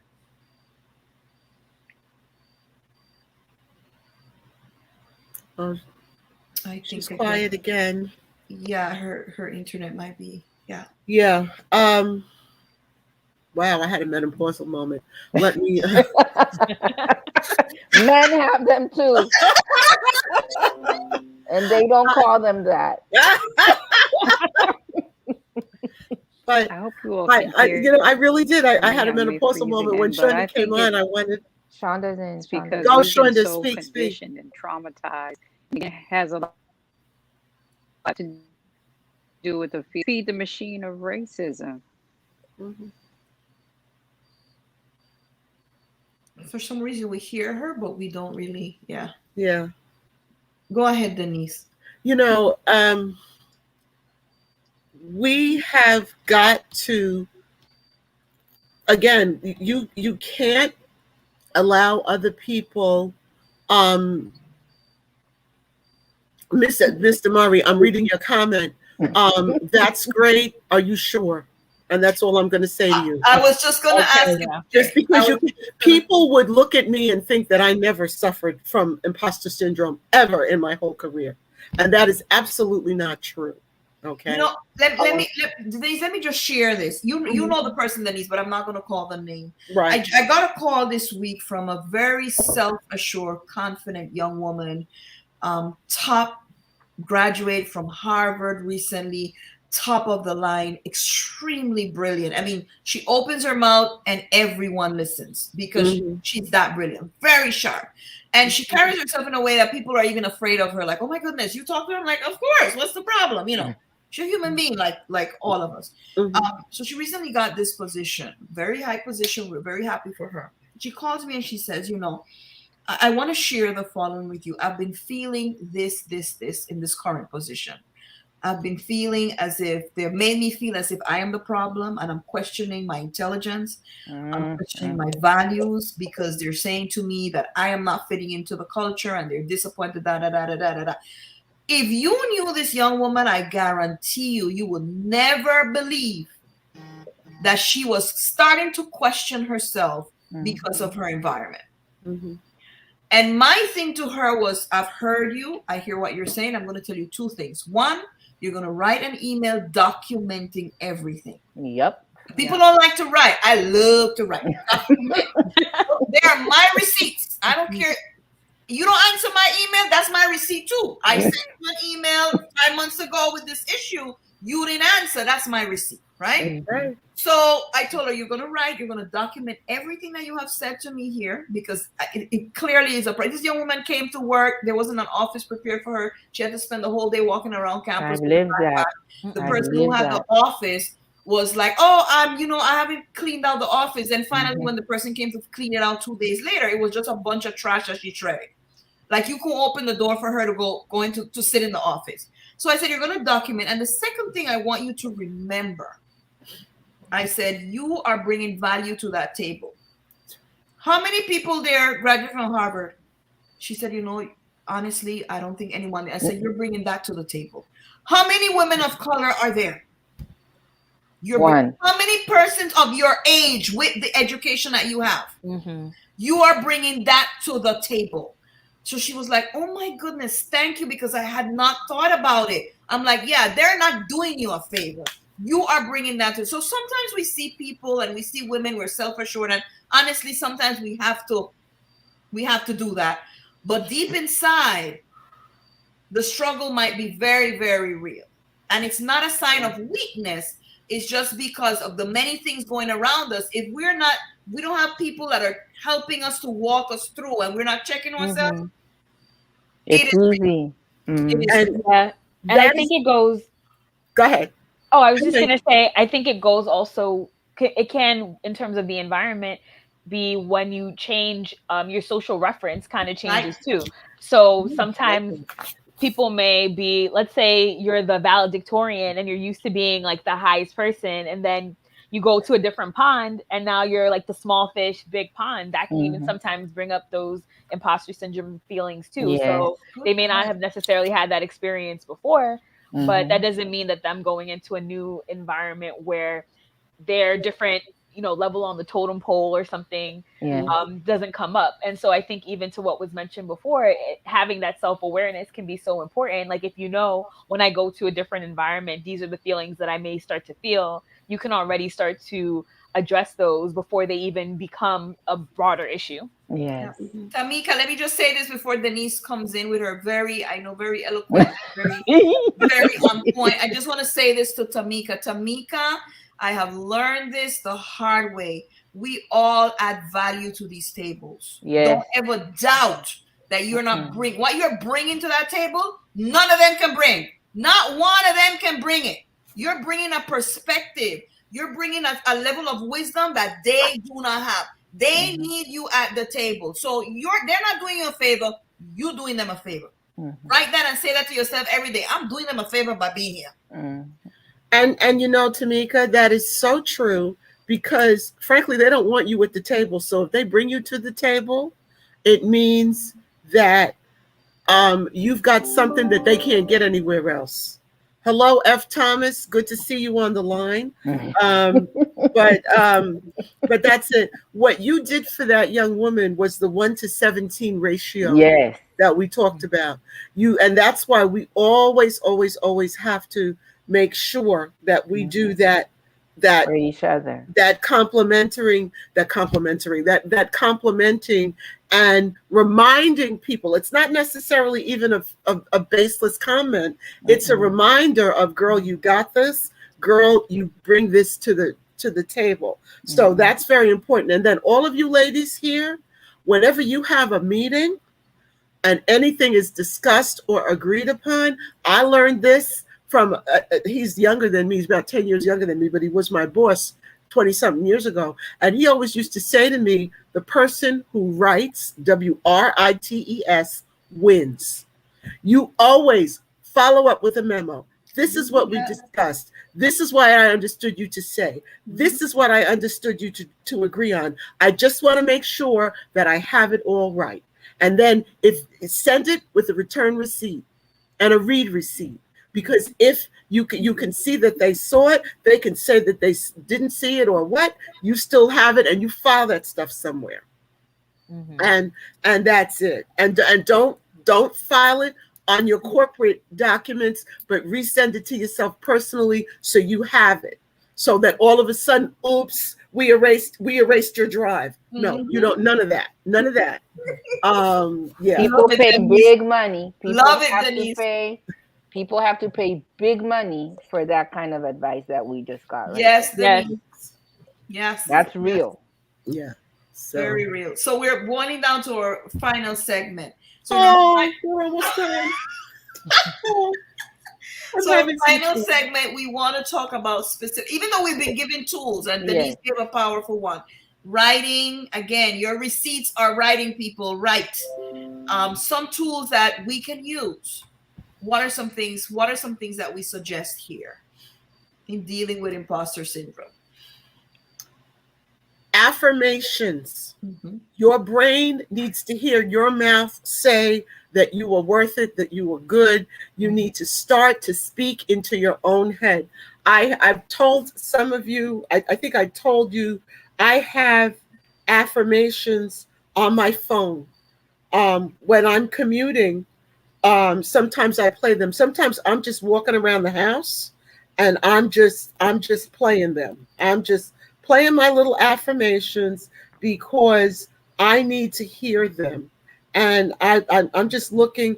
I happen to be a person of faith, so I don't know if you can hear this or not. I declare that there is power in the name of Jesus to break every chain. Okay. And I decree that Jesus is breaking every chain in my life and in my world by the focus and clarity and an ear to hear and eyes to see God's work all around me. I decree that I am rapidly coming out of debt and that I am changing the habits that put me there. Okay. Now that's something that I recorded in 2015. But I'm still using it all these years later. And it was long. It's long. It's like 4 minutes long. So I just stopped it. But that's on my phone. And I can listen to that as I'm driving. I also have a book that was a dear friend gave me. She's no longer alive, but she gave me a book. Oh shoot! And I said I was going to bring it next to me, but it's across the room. But I write affirmations in that book, and when I sit up in the morning and I do my reading and I do my praying, I read those affirmations, and when I do, my day goes better. My day goes better, and that's it. And Monique, you're so right. When they tell you you can't do it, you can do it, and you keep telling yourself you can do it until you get it done. For those of you who are TV watchers, a lot of people say a lot negative about Joel Osteen's theology, but there's a part in his service where he does a whole affirmation with the congregation. You know, I am blessed. I'm all that. It's just this whole like 2 minutes. Bishop Dale Bronner does the same thing very often with his congregation. You need to speak to yourself. Because frankly, for those of you who are plant people or flower people, Okay. You can, if you don't constantly pour water into flowers or plants and change the water and take out the bad water, they will start to wilt and die. Has any of you ever had a plant that started to wilt and it looked really horrible, and then all of a sudden you gave that plant water, and later that afternoon that plant perked right up? That's what those affirmations do to your spirit. Okay, remember that there's a you inside of the you that we see, and that's the you that powers everything that you do. I love that. Yeah, and I think as we've been talking about it, I think the idea of community has come up in a lot of different ways, and but I also want to point out community for both good and bad. So it's not only just having the community where you share your success and that all the good things are going well, which I think is important, because I think community can also let you not get away with just letting it float by. So, you know, when people share something with me of, oh, I did this really great thing, and they want to try to like be humble and kind of go on to the next thing, it's like, no, this is what you did, and this is why you're great, and this is what I see the success that you're going to have in the future. But also on the flip side, I think sharing your failures is just as important, because it's also about getting a balanced understanding of who you are and the space that you're in. And I think that, again, like when we have that comparison game, sometimes we're comparing our worst to someone's best. So to use the academia example, we're comparing the stuff that we've got on our CV that actually went through, but we're not looking at, for those other people, all those things that they tried to send out to journals that didn't get accepted, that they just didn't bother with, or all the opportunities that didn't really come to fruition. So we're not really comparing the correct things. So when we have that community, we can get a little bit more of that perspective. And even for me on a personal level, I feel like when I was studying for my licensing exam, even just joining a Facebook group that were for other people who were doing the same thing, we would oftentimes, besides sharing resources, also just share stories of, oh, I passed. Or some people would say, I didn't pass, and this was the third time I'm taking it, and I feel really discouraged by it. Or some people would then put in the comments, I eventually passed, and I took it 4 times, and so this is what worked for me. And so there was that interchange of having the community to really provide that support that I think can be so important. Love it. Love it. Thank you so much. Oh, sorry, Denise. I just have one more thing, and Dr. Reed just made me think about it. You also need the people that are going to tell you you're a hot mess and you need to shore it up. There is one woman, she's on the John Maxwell team. Her name is Anna. And Anna got me on the phone on Monday, and she roasted my hind parts. Okay. And she started asking some really, well, what about this? And are you doing that? And don't you realize that people can't see you and you need to do more? Honey, she was all up in my chest. She's a little thing too. She's like 5'2" and I'm 5'8". If we were together, she'd have been jumping all up in my chest. Okay. But she made me stop and think, okay, you're doing some stuff, but you're not doing the stuff that's going to make business happen for you. You need to get busy and you need to do it. And you need people also to have those uncomfortable but necessary conversations when you're not doing your best. Shonda, you're not frozen, so hit it, girl. Quick. See? Tool, yeah. Oh, man. Yes. Dr. Regis, you said it. Community, it's so true. We need, the term balance has often come up, but we just need to have, I like to say yin and yang, same difference, but we need to have that level of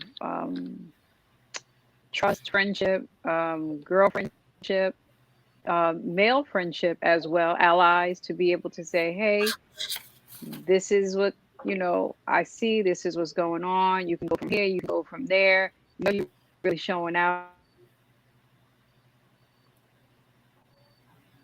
or you are amazing. We just need people in our corner to help us, keep moving forward. Yes.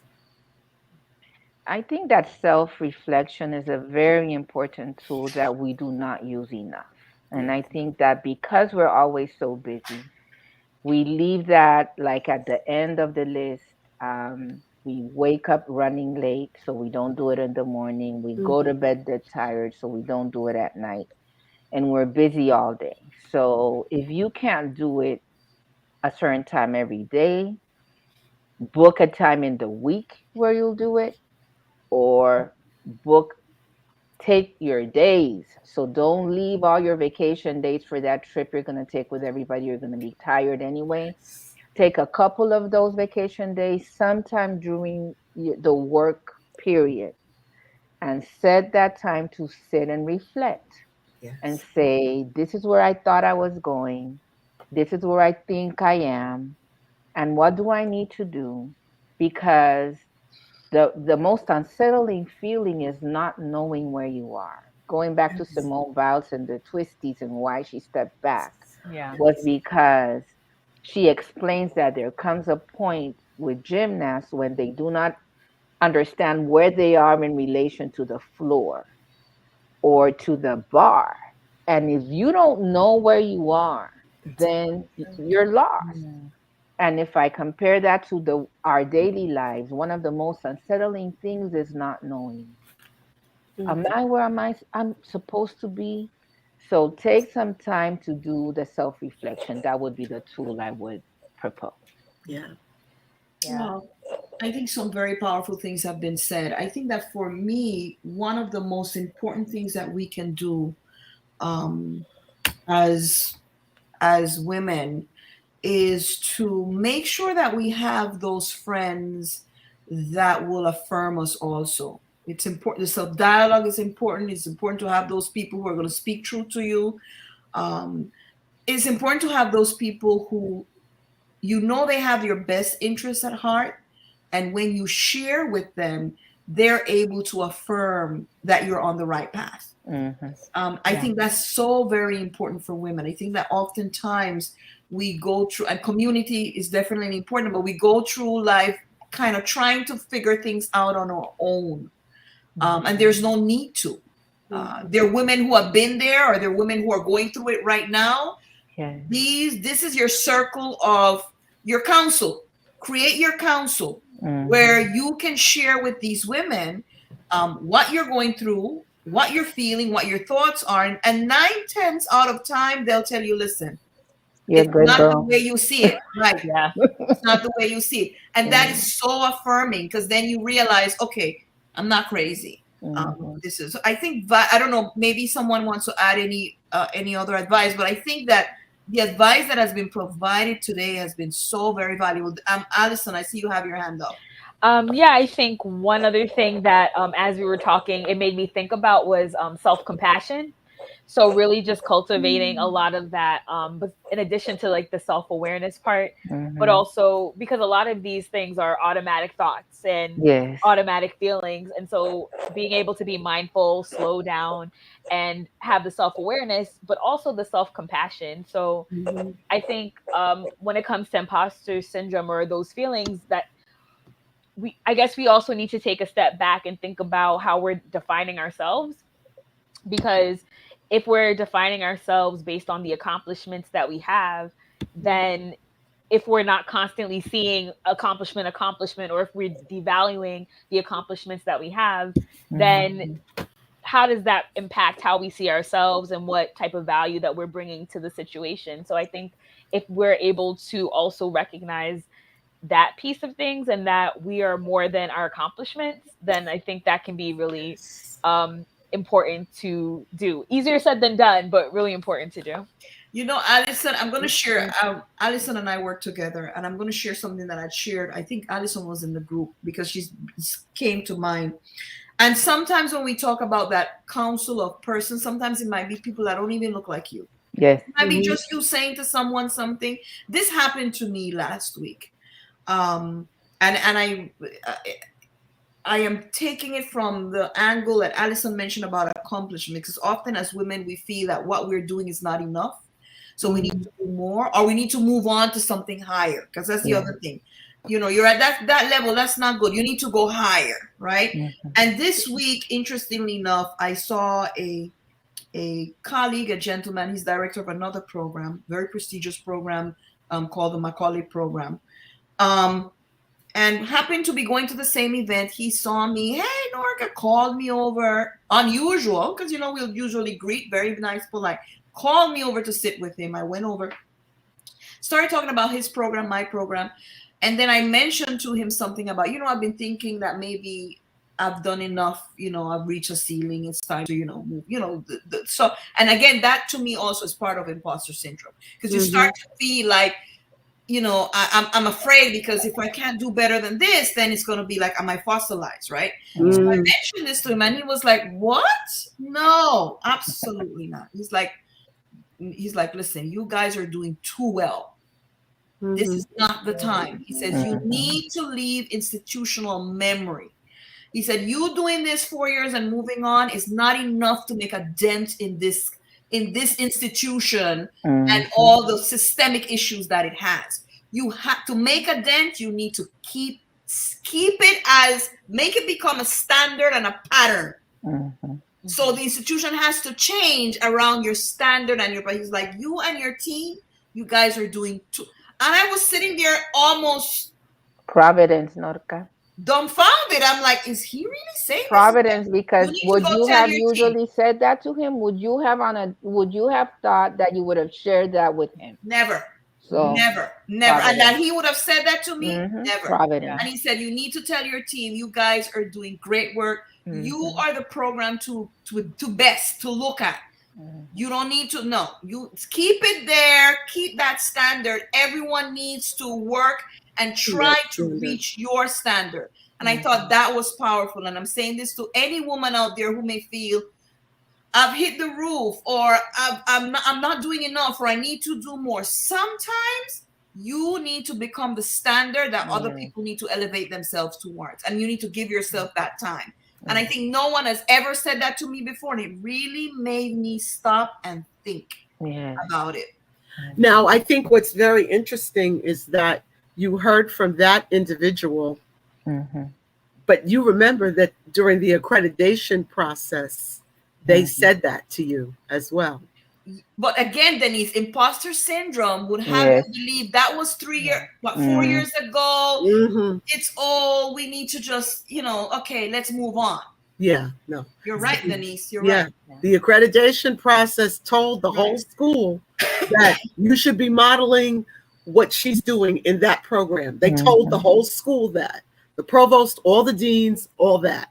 So, so you, girl, you are kicking it. You are kicking it. You are. and don't. So this program was also for me. For all of us. Exactly, because I might not necessarily do some of the other things, but you start to doubt if, okay, can I win the gold again? Like, how many times can you win gold? But Well, have you? Yeah, you got Simone Biles to show you how many times you can win. Well, there we go. And you know what? One other thing I wanted to say about Simone Biles, is that the reason that she continued on was a noble one. Yes. Don't forget that. She has said that she decided that she was going to stay in the fight until justice was won for the girls coming behind her. That's right. She's actually old in that field. Right. So she's been pushing her body much more than it should have been. She should have walked away from this a couple of years ago. Yeah. But she stayed in until she could begin to demand justice. Powerful. And as women, we have to think about that. It's the women that are coming behind us that, we can't quit because of them. Because if we quit, then what are they going to have? So that's an important thing to continue to remember. And on that note, we're going to end tonight. This was fantastic. We could have gone on for a good 40 more minutes. Yes. But I think that the advice, the level of insight and wisdom that has been shared has been so powerful. We want to applaud our all the people we have more people on YouTube this time than on Facebook. Oh, okay. We want to applaud you. We want to invite you to share this with a woman in your life who you think might need to really listen to it. The strong ones, it's the strong ones. Share it with the strong ones, and let them hear these different insights. And we hope that the tools that we have shared today with each one will remain with you. We invite you also for next week, but we have one more comment here. Today's lesson took me back 30 years ago when I too suffered from imposter syndrome. And again, the day I was told I couldn't do it was the day I knew I could do it. Nothing was going to stop me from achieving the goals. I was empowered by ladies like you to set myself. Thank you so much, Monique. We appreciate it. And we appreciate all the women and men. Yes. Yes. For such great commentary, great advice. We cannot thank you enough. Denise and Allison, oh my goodness. You all know you're coming back for other things. You'll be coming back. I would be delighted. Yes. Thank you. Thank you. Coming back. We appreciate you. And it feels like you're part of the Pink Room. The conversation is so seamless and so smooth. We thank you so much for the time and for the wisdom that you have deposited in us today. Thank you for having us. For having us. Yes. See you next time. Bye-bye. Bye-bye. Bye-bye, everyone. Bye, Denise. Bye, Allison. Okay. So Tricia, we're going to leave you with the final comment. So the community care checklist for today is make a decision. The reason I thought it would be a good idea to talk about this is because sometimes we're afraid we're going to make the wrong decision. We're afraid we're going to make the wrong decision, and we spend so much time wavering. Is it the right decision? Is it the wrong decision? If it's the right decision, just make it already. It'll be the right decision. If it's the wrong decision, you can only know it's the wrong decision after you make it and you realize it's the wrong decision. And that gives you time to correct it and make a different decision. But spending so much time wavering, so just make the decision. Whatever it is, you know what it is. Each one of us knows what it is in our personal lives, in our professional lives, that we have been kind of waiting on and not sure what to do. I encourage you, you have the information. Make the decision and keep it moving. That's my community care checklist for today. Thank you so much, Indra. Tricia, make the decision, sorry. And we are going to share with you that our next Pink Room Live is going to be on October 16th, again, a Saturday, 5:30 p.m. Eastern Time. And we're going to be talking about more than just surviving, preserving life and health in community.